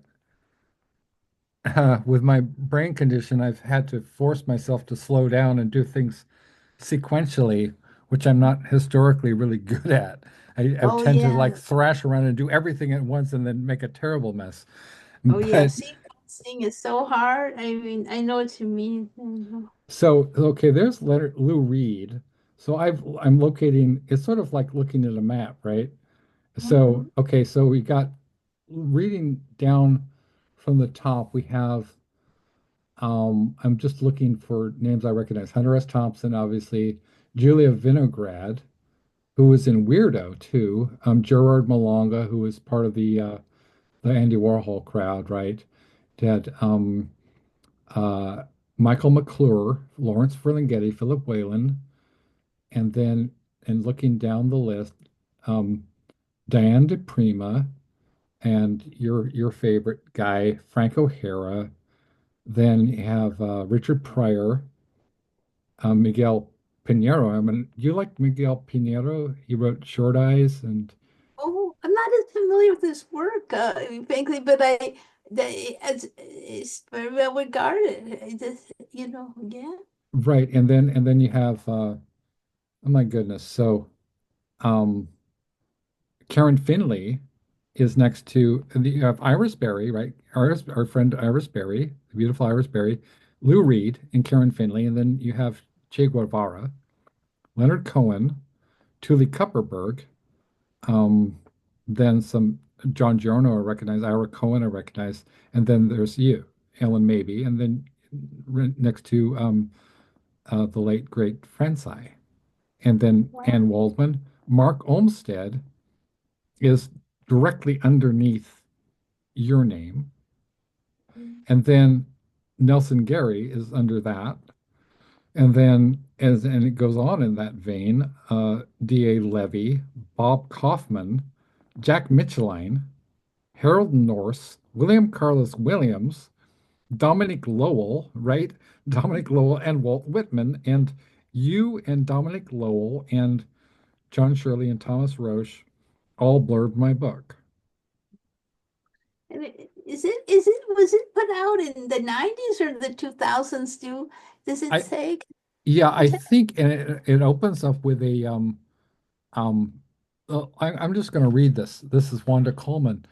It says, imagine Jack Michelin half pint riding the left hip pocket of his holy corduroys.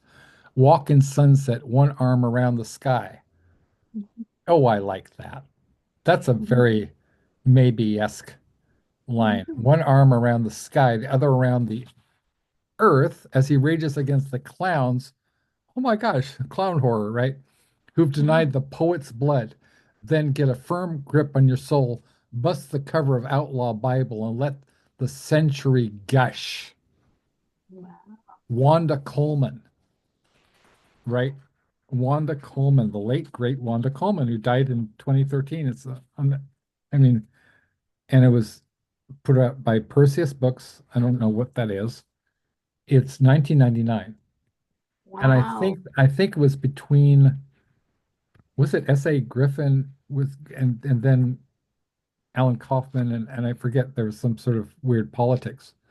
Mm, And this is okay, it's dedicated to check this out. Jack Mitchelline, the greatest outlaw poet of all time, and to outlaws everywhere, living and dead, who have stayed one step ahead of all laws, chasing after the lawless beauty of the imagination. Alan Kaufman, San Francisco, March 5, 1999.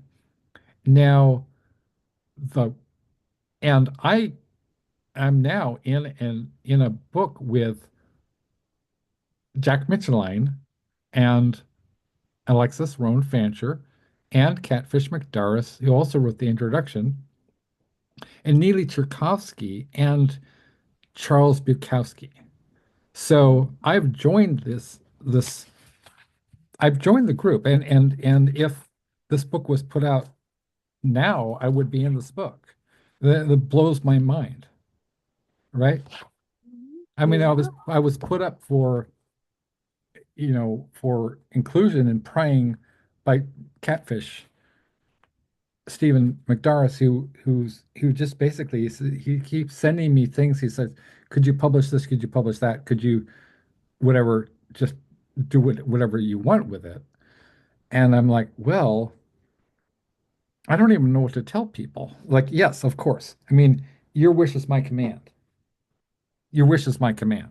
This is what the respect that I have for you and for Kat and for Alexis and Suzanne Lummis and my gosh, it's extraordinary company I'm keeping, and sort of like it's the it's the word troubadours of all time on this merry quest for.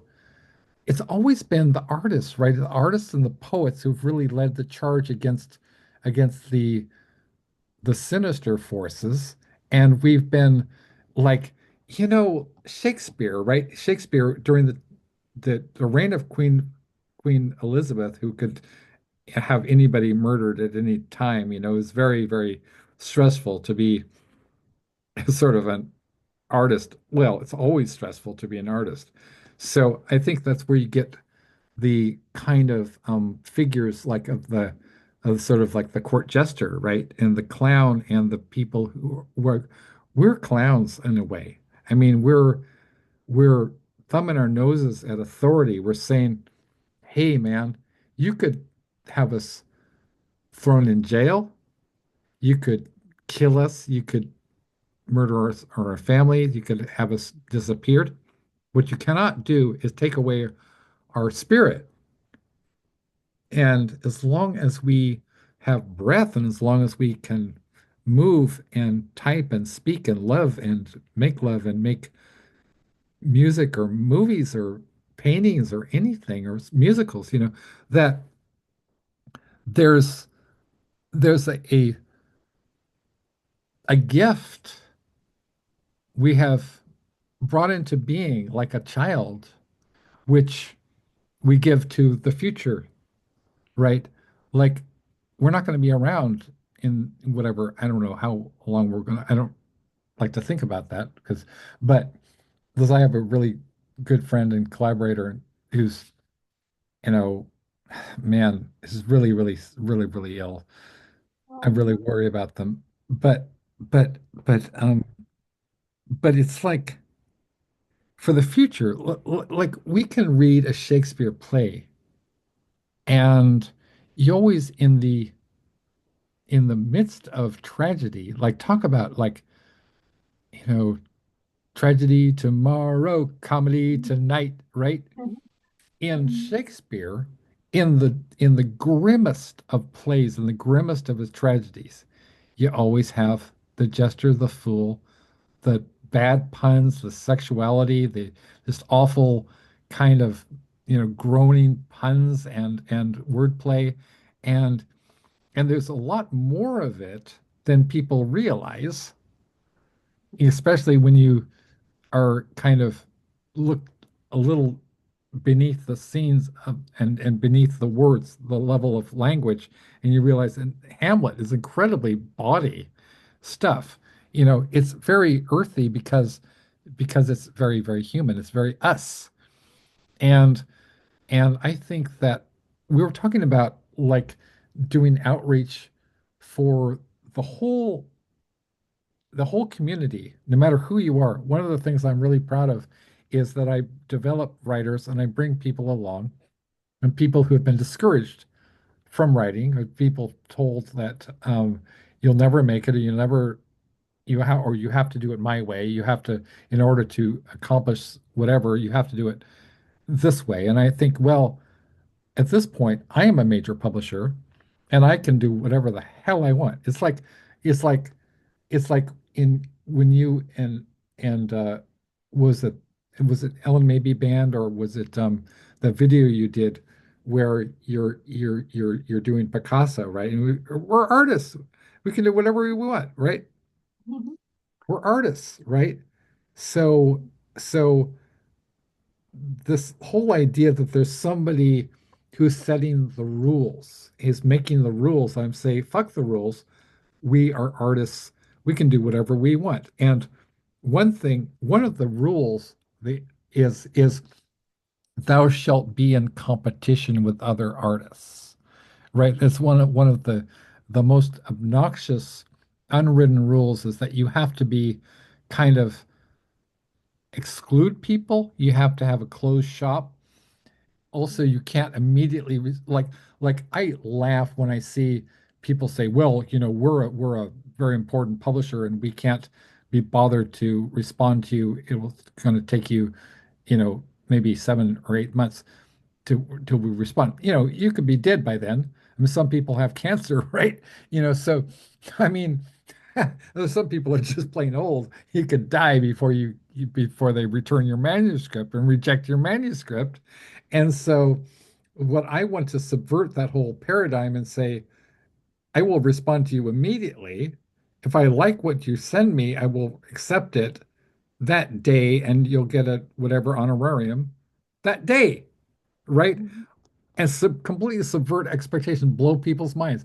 I've never had, I want people to say, oh my God, I've never had anything accepted in my life. And all of a sudden, I'm in an anthology with the likes of Ellen Mabey and Alexis Johnson and Caitlin R. Kiernan, and I'm like, yeah, welcome to a collective paw. This is how we do things. I don't know about the rest of y'all, but and I think that's Yeah. why I wanted to call it Old Friends. Yeah, that's great. That's so great. Wow. Yeah. Well, you know what? So, you know what? Do you wanna like try to see I put it some pictures that how they are and like when we see that and then send it to Adrian, or do you wanna think of some more things that should be on the cover? I Yeah, think it doesn't definitely. have to be a ton on the cover, right? No, There, no, no, no. yeah, Yeah, I don't less know is more. Less actually. is more. Less is more. Oh, okay. But Yeah. I like how they have some pictures of him at different ages. I mean, I'd have to look again at the screenshots again, but yeah, because I know like should it all probably be him, pictures of him at different times, Well, right? well, well, I was thinking actually, that's a really good point because I was thinking I took a lot of screenshots of people like Bernadette Peters and whatever and Mhm. whoever was Murder She Wrote, Oh yeah. Oh, you know, Angela Angela Lansbury. Lansbury. Oh yeah, maybe that's interesting about yeah, that maybe oh my God, we've got to write to all of them too, that all the people that are still his they're performing his work. There's a show, Old Friends, that just opened on Broadway that it was playing in LA, then it was playing in London, then it was playing in New York. I mean, it's playing and it's people doing his songs, but there are so many people that oh, you mean so like have different people yeah, I mean like have all different people Well, like that. like have Bernadette Peters, for example, or whomever. You know who I was thinking would be great? Hal Bodner. I'm not sure if you know who he is, but I don't know. he is actually a horror author, but he was the lover of Truman Capote, and he's a entertainment attorney, very powerful entertainment attorney, and he's a friend of mine. Uh, and he was also part of ACT UP in the 80s. So he was one of the original ACT UP people. And really, really, he's a really kind of fabulous old school gay man, as so many people in the theater are. And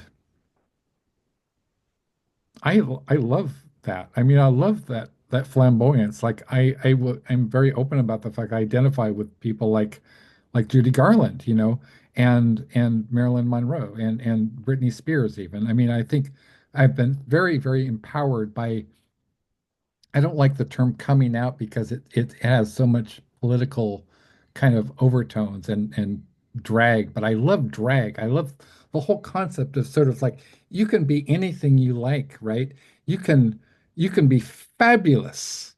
And that's one of the things I love about the whole drag queen thing is you don't have to be limited to just you're handed a certain whatever gender or whatever sex, and you can defy that with art.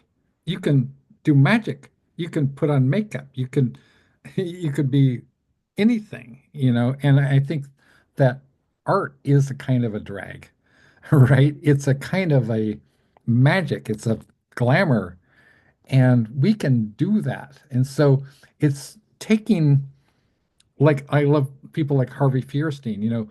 Actually, one of my Yeah, he can too. Uh-huh. like one of my friends is a man named Tony Zanetta. Tony Zanetta is he's a beautiful, really, really brilliant gay man. And he was the he was in the original production of Pork, which is Andy Warhol's Pork, which was written by, I believe it was written by Bridget Polk, who was part of the whole Andy Warhol scene, right? And he took that, well, he played Andy Warhol, who was also a very shy guy, you know. Andy Warhol was extremely shy. And you see like his interviews with people like Mike,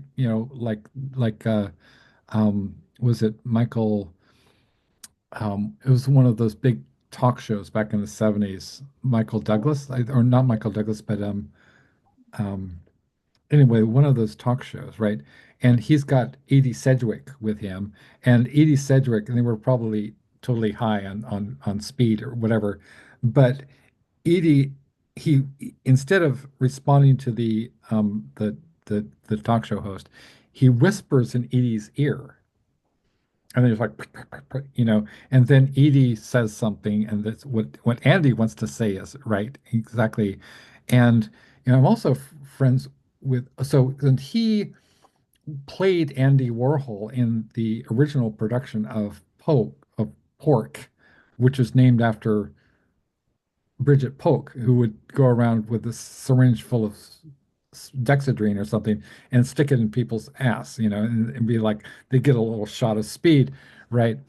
And he knew Lou Reed, but he didn't really, like, it wasn't part of his crowd.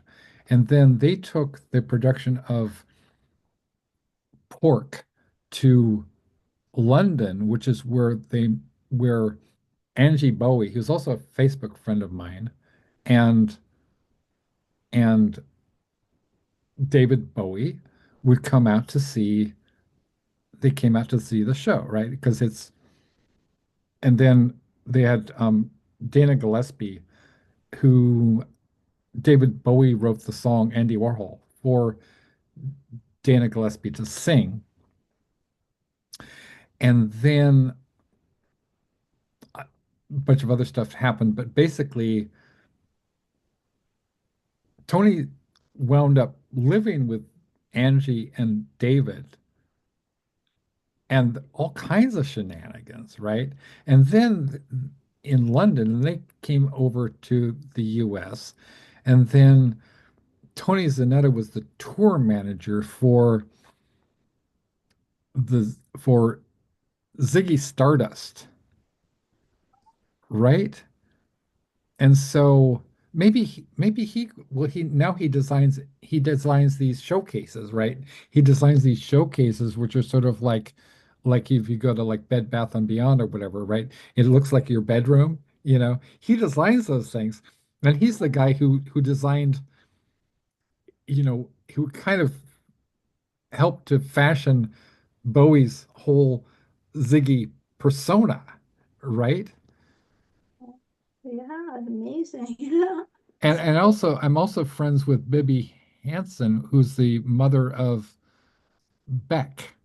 Yeah, yeah, she's very nice. And she's Yeah, we're mutual friends, right? Yeah. yeah, isn't that cool? Well, yeah. I mean, so maybe how do you put it? So are you're still sort of thinking of like the I mean, I like the I mean, I think we could look at like different ways of the cover to be, but I like the idea of it. That's a good thing and try to think of how it all goes together and then he'll do his magic where he does his and it then I am looking forward to like presenting it to be it'll be fun to do because I think a lot of people will like to say something about Sondheim. I He's I special, I yeah. I agree, and I always like for the covers to tell a little story, much like the Mhm. poems and the songs tell a story, which Mhm. which will maybe provide a little kernel of inspiration for somebody to say, "Oh my God, I saw that cover," or I read, just like somebody might dip into the Outlaw Bible, for example, Mhm. and they might open it up. Like I used to, when I was working with like Betty White and people like that, I would go to or in Torrance, I would go to this the our local Borders books, and I would just spend all of my time. Like I'm a huge reader, always have been, and I would just like spend hours kind of browsing and looking at books and picking out books and seeing a lot of these books I still have. And so I remember they had when this book came out, and they had that book in the bookstore, and I'm just opening it randomly. So Ray R. Bremser, is that Ray Bremser? Yeah, I've heard of him. Yeah, Ray Bremser. This is in the Outlaw Bible? Yeah, he Or yeah. he's in, I believe he's in Silence's Consent, Oh, yeah, I've heard right? of him. Yeah, Yeah. yeah, I imagine that's neat. There, yeah. So I mean, no, that's really exciting. I mean, it's going to be interesting experience, I think, because it's quite I think a lot of people they'll be interested in and they'll have fun learning about Sondheim more. He's just so prolific and interesting. And yeah, I mean, so I mean, is the next step to kind of think more of how what which ideas for the cover? Because you're doing great. I mean, just Thank like you. I think what's neat about you is you're very creative, obviously very creative and gifted, but Thank you. and yeah, and but not everybody, and I think this is similar to Daniel. A lot of people are creative and gifted, and essay too, and different people. Like there's people that have that gift to be a creative. And they can also do like other things, whereas a lot of people, the other things part, it's really hard. Like, you know what I mean? To be able to have the wherewithal to have that background to be able to do these things. And so like your visuals, your instincts, and you're working with somebody you really, Adrian's wonderful. And so this combination of you, it's Yeah. so neat because it's Thank you. exciting to see. It I is mean, it is exciting, yeah. Because I so always like I'm an artist as well, and I'm a graphic designer as well. And I've always so it's before Daniel. Daniel's a graphic designer. That's weird that, yeah, he is, yeah, and you are. How can that be? You guys are so I similar. know, You I gotta know, know each other more. I Isn't that know. I crazy? hope I get into that book that you told me about. Yeah, And I think the deadline was today, so hopefully, he had been out of town, so hopefully he'll say something to everybody. I yeah. mean, I'm sure he will. I don't know too much. I mean, I happened to notice it in the anthology, so I thought, hey, what's he? But yeah, but that's funny how your background. But yeah, it's neat. It's neat to see these, and you also able to write really good press releases and Yeah. submission Well, thank guidelines you. Thank you. This and this was submission. this was a design that I made for my this book that is a collection that came out in 2017 called The Vivids. Wow, And wow. I took a probably a stock photo and then I super saturated it, with color. So I amplified the reds, and then I made it very vivid, like the Vivids, right? So it's a short story called The Vivids, which is a Oh, kind of a very Nabokovian kind of story, right? And then I amplified like the pastels, and so it's like green and pink and red, so it's a very vivid kind of colorful cover, right? And oh, this is funny because I got this at LACMA, and the kind of folkloric character who's kind of like a dead cat that's dressed in a mariachi costume. oh, oh, Have you ever seen oh. those? The dead cat with the mariachi? The cat had passed away. I'm sorry. You mean like he was dead? It's a dead cat. It's a dead Oh, cat, but it's a oh, mariachi cat. oh, oh. He looks like he's dressed up in mariachi. He is? This Yeah. cat Well, is? well, this is Oh, this is this is a little oh, figurine that I got at LACMA, oh, and so I'm on the back, and I had long hair, and I had this little, I call them the death cat, he's and the I and I wrote a whole bunch of stories He where looks like a baby. He has cat. Is that his cat ears? He has cat ears. yes. Oh, So so did you and see Coco, the movie Coco? Because doesn't that have Coco. music? Coco, and it's animation. I think from Pixar. Okay. So I I'm think. kind of I so you've really opened me up to things that I would never have thought about. Like, Well, that's good. That's what happened. That's important. I think today was a good day. That lady from Oli seemed it was so wild because I was so excited that she was willing to take this on because it's and she seemed to be glad that she did. And in the second event, somebody also had didn't really like Sondheim ever, but they wanted to research for the class, so they watched the George her and Angela Lansbury, and they right. said watch with closed caption. It's interesting because some people, it's funny how Sondheim seems to. There's something about him that it's there's a little bit sometimes of resistance to it, even checking it out. So today, a few more people were like, yeah, hey, you know, Why do you think that is, Ellen? yeah, that's interesting because I don't know why I loved his work so naturally when I was, I think it's, wow, it's completely it's beautiful. It's kind of super intense, and Right. it's even more intense in a lot of stuff. He is so honest, and he is so amazing, and there's so much, and he's stating stuff. I mean, his stuff will always it will always be timeless because he is just really deep of it. He Yeah. is really, and it could possibly, because if it's like, and people can consider it almost too dark. Do you know what I mean? Because could be, and that could be if they're used to a different style of musical or a little bit, it goes deep. And I think some people, it's a little intimidating maybe, because I mean, uh, and it's can be challenging. And but I feel like today was a great day because I was a little nervous because when I brought up the idea, and she just at first, I mean, she was willing to do it, but she didn't know anything of it. She didn't really like it. Someone else hated it. And Oh and my and gosh. she just was willing though, because she says I never would have picked this, but someone recommended, someone suggested. Because I was like, I'm thinking, how can I be in this class so many years and we've never covered Right. Sondheim? Sondheim is And great. Yeah. she's looking for the next thing. I'm like, and I don't like to talk. I mean, I'm pretty shy, so I'm like, but I'm on Zoom. Hey, excuse me, how about some Sondheim? What Right. about Yeah. Sondheim? And she Of goes, course. Yeah, oh my we have God. Ellen maybe in the house. Of course, we need to have some Sondheim, right?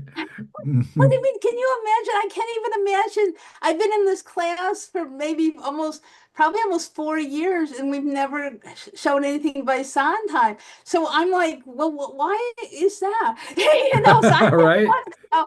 Well, And you so remedied that for sure. Yeah. yeah, I was probably because then I'm like, whoa. And then, then I recommended, I hear his masterpiece. I've always heard his Sweeney Todd. So then it's like, okay, we're going there. We're going We're there. going there. Yeah. And what she said she did, she said, and this is going to be wild. She said she bought the Oh my movie. gosh. And I told her originally, and she must have just maybe, I said, the movie. I can't deal It with the freaks you movie out, because right? Yeah. it freaks It's me out. So I mean, she may like, but I'm just too squeamish. I'm just not up for it. And they cut some really good songs too, I heard. yeah. But I watched it. I was so afraid. But it's just a good day. I've been so happy about the Sondheim book because Yeah. it's so exciting to me. To me, I live for this kind of stuff. I mean, I live, you don't know how, how happy and excited this makes me feel. Like to see you kind of like just light up like that. It makes me so happy because I live for this kind of thing. I live for passion. I'm a very passionate human being, you know, and if I'm sort of like a racehorse, if I'm idle for a second or a Lamborghini, then I get into trouble because my energy starts to work against me, right?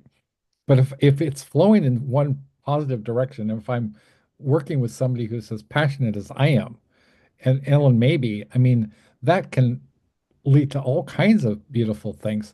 And what I was trying to think of what I wanted to say about oh yeah, when I was listening to because I like to listen to like the voiceovers and the commentary tracks on my favorite films, right?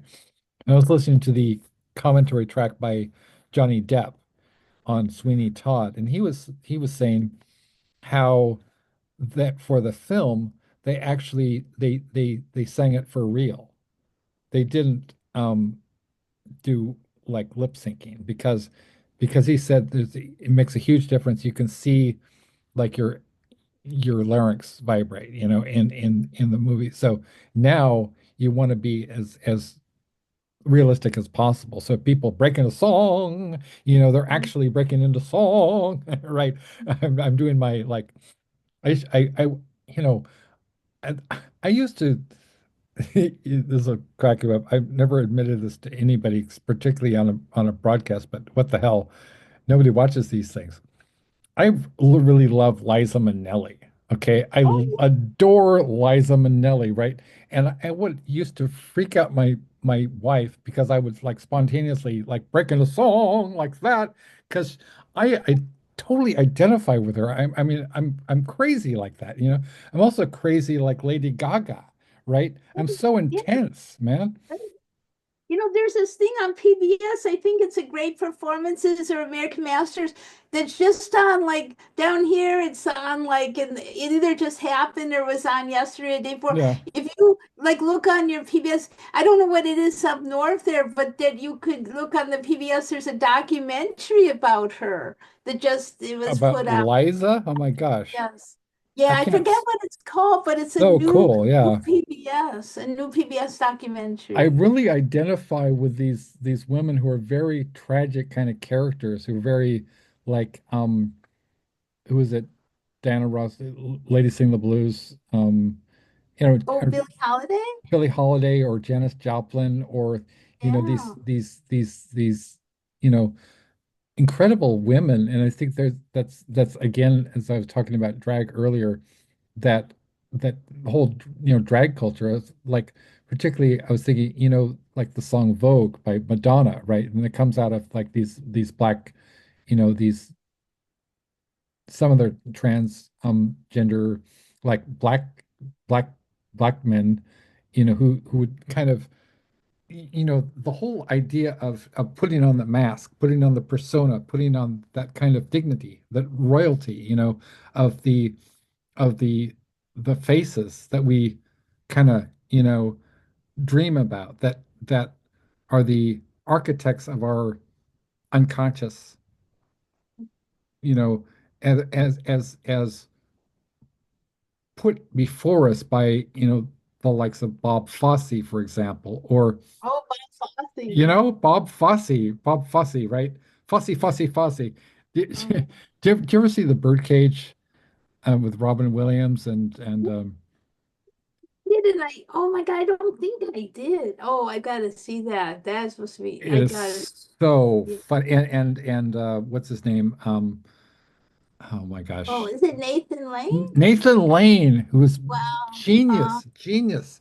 I love Wow. this movie. It's so funny. It has Gene Wow. Hackman in it. It's who was, oh my gosh. And whatever happened to this horrible, something horrible happened to Gene Hackman. Yeah. He and his wife were murdered. I mean, that was just these crazy things are happening. And I don't Crazy. know, they had different things happen. I don't know. Yeah, they're still investigating. Something happened with their health and different situations. Something Yeah. happened to her, like she had, I think, an infection, some very complicated something.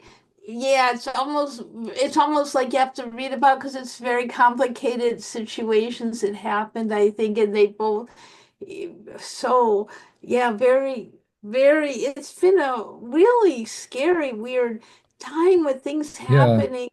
It's so in even with everything happening, it's important that we continue to do these things because they're inspiring and it's helpful to continue, Right. it's very I important. sort of see in a way kind of like maintaining, I mean, very deliberately, I'm constantly, I sort of see myself as a kind of like a radio station, like my Facebook pages are kind of like a radio station.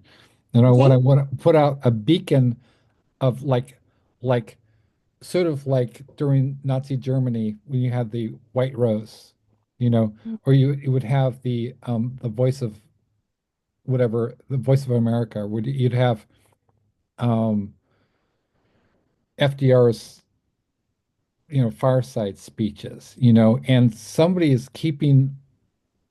has to keep Western civilization going. I mean, that sounds preposterously pretentious, but you know, it's come down to us. We're Western civilization. Yeah, yeah, it's important to keep, things that are inspiring and it gives people lift. People are really, it's just you can feel how it's so bleak. It's so bleak, dealing in everything and people feel very helpless and scared a lot. And to have something where even like a lift for people is it has yeah, resonance, and and it's inspiring. It gives them something.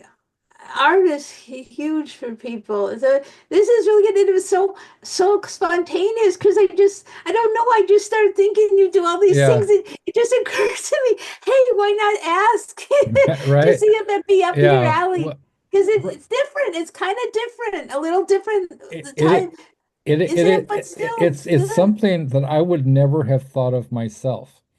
Wow. And at the same time, and right away, see see I think I'm still kind of working out my karma of wanting to have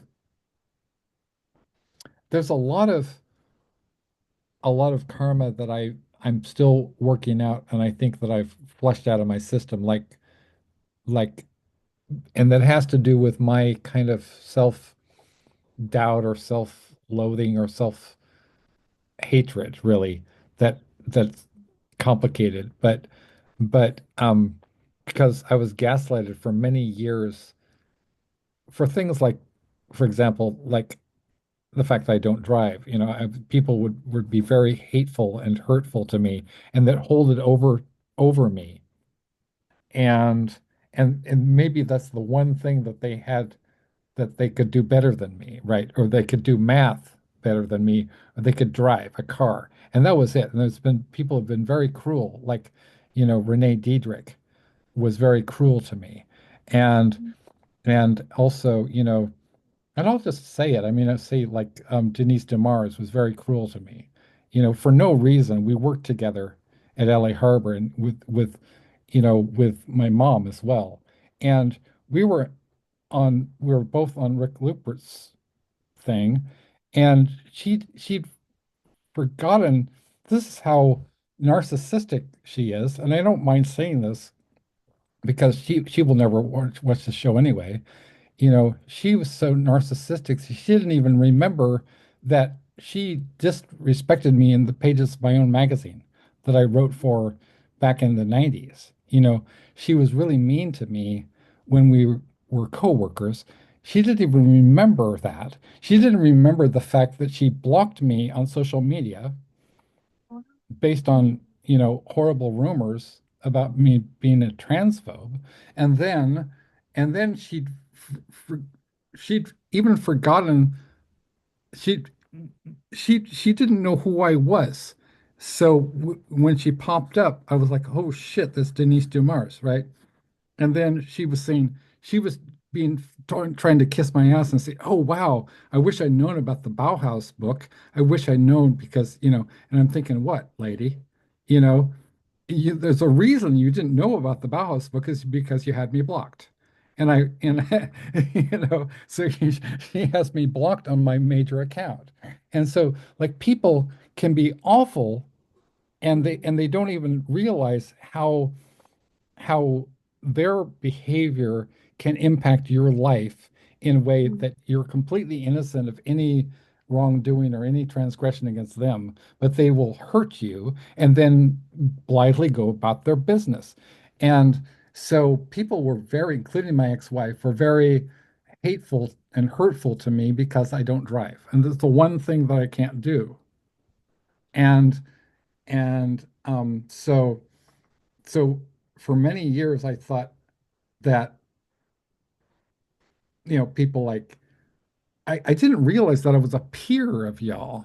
I thought that I was just somebody that y'all was kind of indulging me or encouraging me, not condescending, but kind of like I don't know if that makes sense, but I didn't feel like I was an equal. Now I feel like an equal because looking back at all the things I did, I realize nobody else was doing it. But I was one of the original people. Like I was one of the people in on the ground floor of cyberpunk. I was one of the original people. You're talking about that Beyond Baroque installation, right?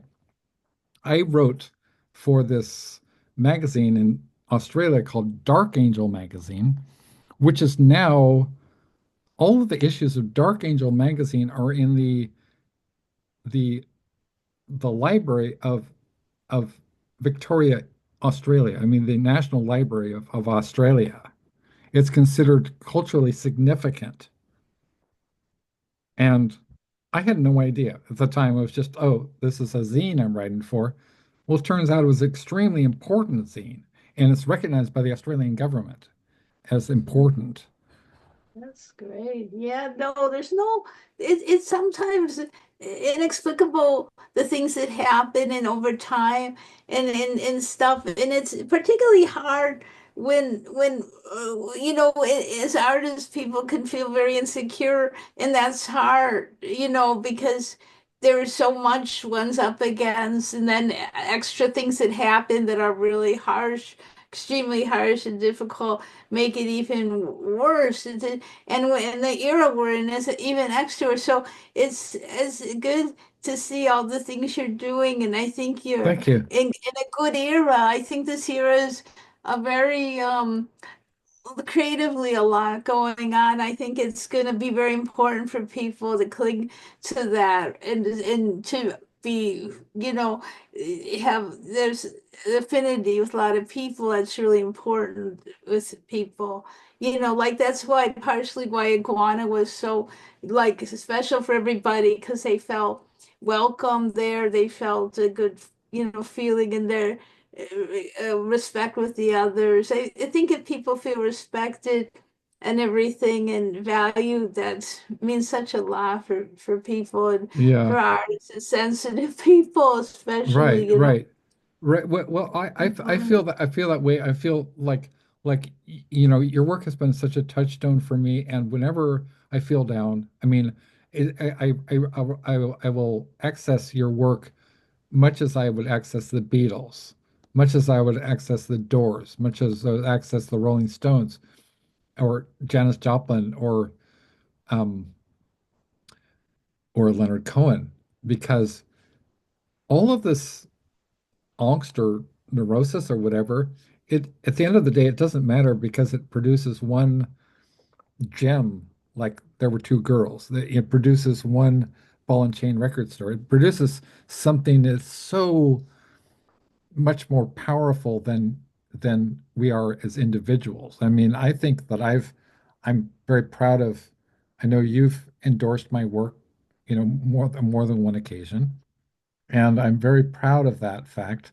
What's interesting is that I don't even consider the Death Jazz or Flowers of Doom to be my best work. I mean, I think that there are individual poems, but you know what I'm really proud of? Skull Vinyl. Skull Vinyl. Oh, mhm. And so and some of these books are really due for a reissue with Adrian Baldwin treatment, um but there's one obstacle, a huge obstacle is that I don't have access to the files because they're all Oh, on an old hard drive that's dead now, and I oh, don't have backups.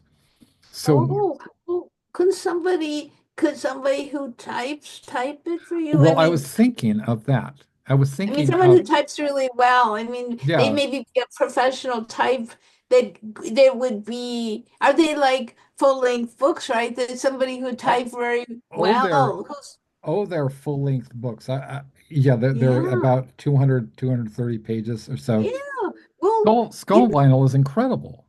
yeah, I think, and you know what? I mean, I don't know how that is, but to be honest, if it's something, I mean, somebody who could type really, really well, I mean, there are people that are specialists, and the way so many people these days have lost their jobs, there could be somebody that would totally be thrilled to do that. If I don't know how much it is, or I don't know how that even works, but that would be like a great thing for them Yeah, and for you. Somebody I mean, who could do that, I mean, I could pay somebody at least, $200 or $150. I mean, it wouldn't hey, be that would a be lot. great. Yeah, yeah, There's yeah. there's people, and for the artists, I mean, we're all so broke that Right. that's Yeah. like a lot. I I know, mean, a lot right? of artists Yeah. are. It's like it's a lot, but Yeah. then if they could put it into thing, yeah, yeah. I mean, what would you do? Like, if you send them the book, then they could type it from that because you Exactly. would have. Yeah. But yeah, Now, there's going to is be it people true? like that. I always wanted to ask you, is it true that you've had insufficient funds in your checking account? Because I know I've had that, What? right? What? Is that true? Because I will admit it, I've had Oh. that one poem, being an artist, I was like, oh my gosh, how does she know me? How does she know me so well? Right? Yeah. Not The other day, yeah, that that when they think of the recession, they hear about talk of recession, they think of being an artist. right. You know, always that. So, and it's so wild. The poem that was just in this thing called Lemon Divides the Road. There's this poem that was, I mean, there's poems I wrote like 30 years ago, Right. and the Yeah. way the world is, it sounds like I just wrote it. And they're old poems, but the world keeps going around like some Yeah. weird times. I mean, they just sound, they don't sound really dated, and that's kind of freaked out. There's something about that as it's a Right. very weird thing. You know what I mean? Yeah, Like the exactly. same stuff. But yeah, this era, but yeah, but I'm sure, you should do that with people that can type well because that's a great thing. Then you would be able to have those wonderful books back out there and Yeah. somebody else will get the chance to, intimately work with your work. And I think that's a great idea. I mean, and if you put it out there, I know some people just type, oh God, there's people that are so good at it. They're in stuff like that. But yeah, I know this is, well, yeah, I mean, let me think. Yeah, well, I'm trying to think. Yeah, I guess we should keep on figuring out, but I'm looking forward. I mean, like maybe if you want, like, should we look at like, I mean, is it the way to I mean, do you want to send more the things or do you have a certain one that you think would be the best one to send? Or did we send different, send some few and get his thoughts? Or I don't know. I mean, No, I think it's on the right track, no, for which one? Because Oh, for the Sondheim, for the old for the friends. Sondheim, yeah, yeah. So yeah, I think that I have to go eat dinner, Mhm. yeah, I think that we'll just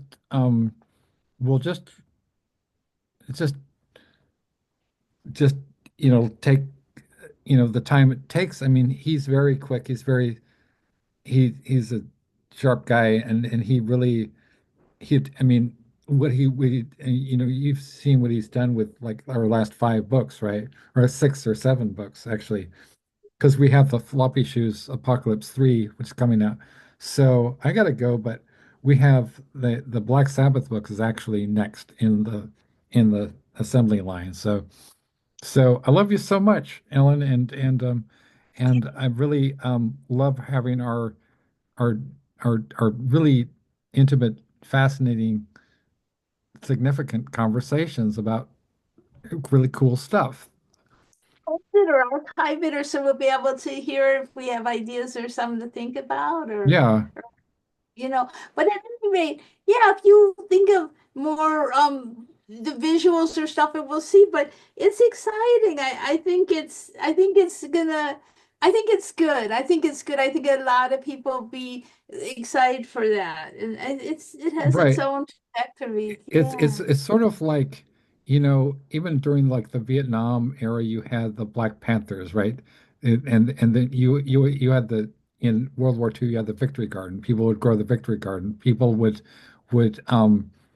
everybody would do their thing, right? You could be even if you were 4F and right for military service, you could still go out and be your block warden or whatever, you could do your thing. And I think, or you could contribute to like whatever you could, we're at war. So I think what we're doing is kind of keeping this beacon, like Yeah. whatever the collective pause, kind of like this.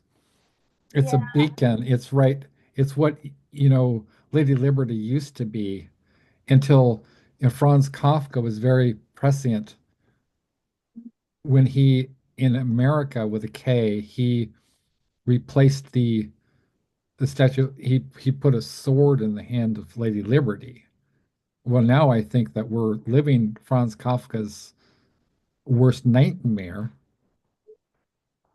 but we have access to Franz Kafka. Mhm. And fortunately, his books weren't burned, and we are a beacon for some people. I think a lot of I feel very strongly, every day when I post something, I want it to be like, instead of, oh, very, very deliberately, I'll post maybe one or two things like that are news items, but it's I feel like Ethel Merman or whatever, it's like no business like show business, right? It's like instead of having your usual doom and gloom, it's sort of like a conga line, right? We're like cha cha cha cha, it's like the Marx Brothers, and the Marx Brothers would I love the Marx Brothers, and they would always have every like with all these movies that came out during the Depression, right? And people were just hungry and starving and eating their own shoes and shit. And then you had people like Charlie Chaplin literally eating his own shoe and boiling his shoe and eating it in the gold rush, right? And you would have like they would Laurel Hardy and and the Marx Brothers, they would spontaneously break into song, right? Well, we're taking this grim, drab kind of like we're living in a kind of a Bauhaus world, right? And we're turning it into like we're bursting through Bela Lugosi and we're going like, oh, there's no business like show business. We're, you know, ta-ta jazz hands. And I think that's great. And I think that we're kind of that's the spirit. It's the spirit of cabaret.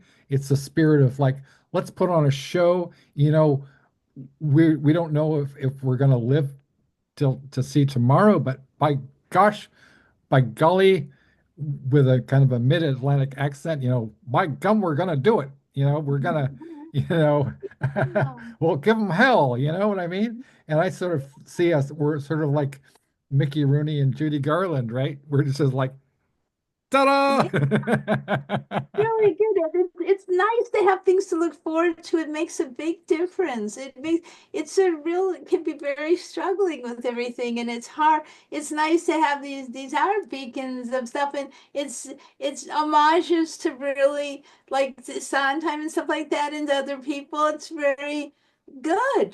People like to be able to appreciate and express that. I think it's neat to see. It's neat and it Yeah. it's important. But yeah, we used to eat and it's a vice versa Okay. thing. But this was so good. We'll have to talk again soon. And Very of much course, so. it's Yeah. always good. Good to Yeah. see all these different ideas and good to talk about. But it's really on the right track. It's super exciting. So I feel I can't very. believe Yeah, what. I will, if I like, back in the day I had Jordan and she's no longer with us, but I do have you and I never, you know, firstly, Aaliyah has to do her she doesn't have the background and I love her so much and she's doing so well. I think so proud of her and everything. But it's sort of like having somebody like you who is real prime mover as far as creativity is concerned, who understands what I'm doing, is just it gives me hope. I mean, you sort of like I get up in the morning because I think, well, Ellen maybe is kind of counting on me to do this Sondheim book, and she's so excited about it, and it's sort of like your enthusiasm is infectious, and it's a joyous thing. It Oh, makes my heart happy. So I want to do these books because it keeps me going, it keeps me kind of alive. So No, I understand, and it's neat, and you never know the trajectory of things. It just kind of when you do something where it goes, that's so up in the air. But I right, can see a lot of people being appreciative of these projects because it's almost like they're not they're bigger than this, but they're niche and bigger. Do you know what I mean? They're very focused, but they're right, yeah, but they're also there's not everybody's familiar with everything and it's neat that more people might become familiar. I mean, it's in open to like Sondheim or open to different things. Like even like it's weird. Like I'm open to it, but I didn't know really any Black Sabbath song. And and that pretty one of the Laguna Sunrise, it's like right near me. I was right, like, I yeah, like that. That's beautiful. yeah. I mean, I don't know as much as some of the certain genres of music, but I like check it out. You know what Sure, I mean? exactly. I Yeah, just yeah. don't. I Yeah, just haven't, heard it. and I kind of Oh. think that I think of all of the books as kind of part of like the symphony. They're a symphony, Mhm, or they're an opera really, or a musical, because we have a lot of the same people. mhm, We have a kind of like a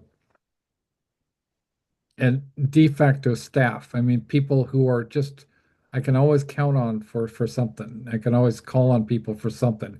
And it's gotten down to the point where we're all such good friends and we're all such comfortable with one another, and there's a trust that's been established. And so people, I will just say, hey, Tara, can you write me a clown horror thing? Or you can, or I asked Caitlin or Kiernan for a story, or I asked, you know, people that there are people who chew icicles all year long. And there's, but there's, um, are we all just living in an Ellen Maybe poem is the question that I have. But anyway, so we'll be talking very soon, and I have to eat and so okay, okay, squeezy, squeezes. Okay, love you a lot. Okay, talk soon, my friend.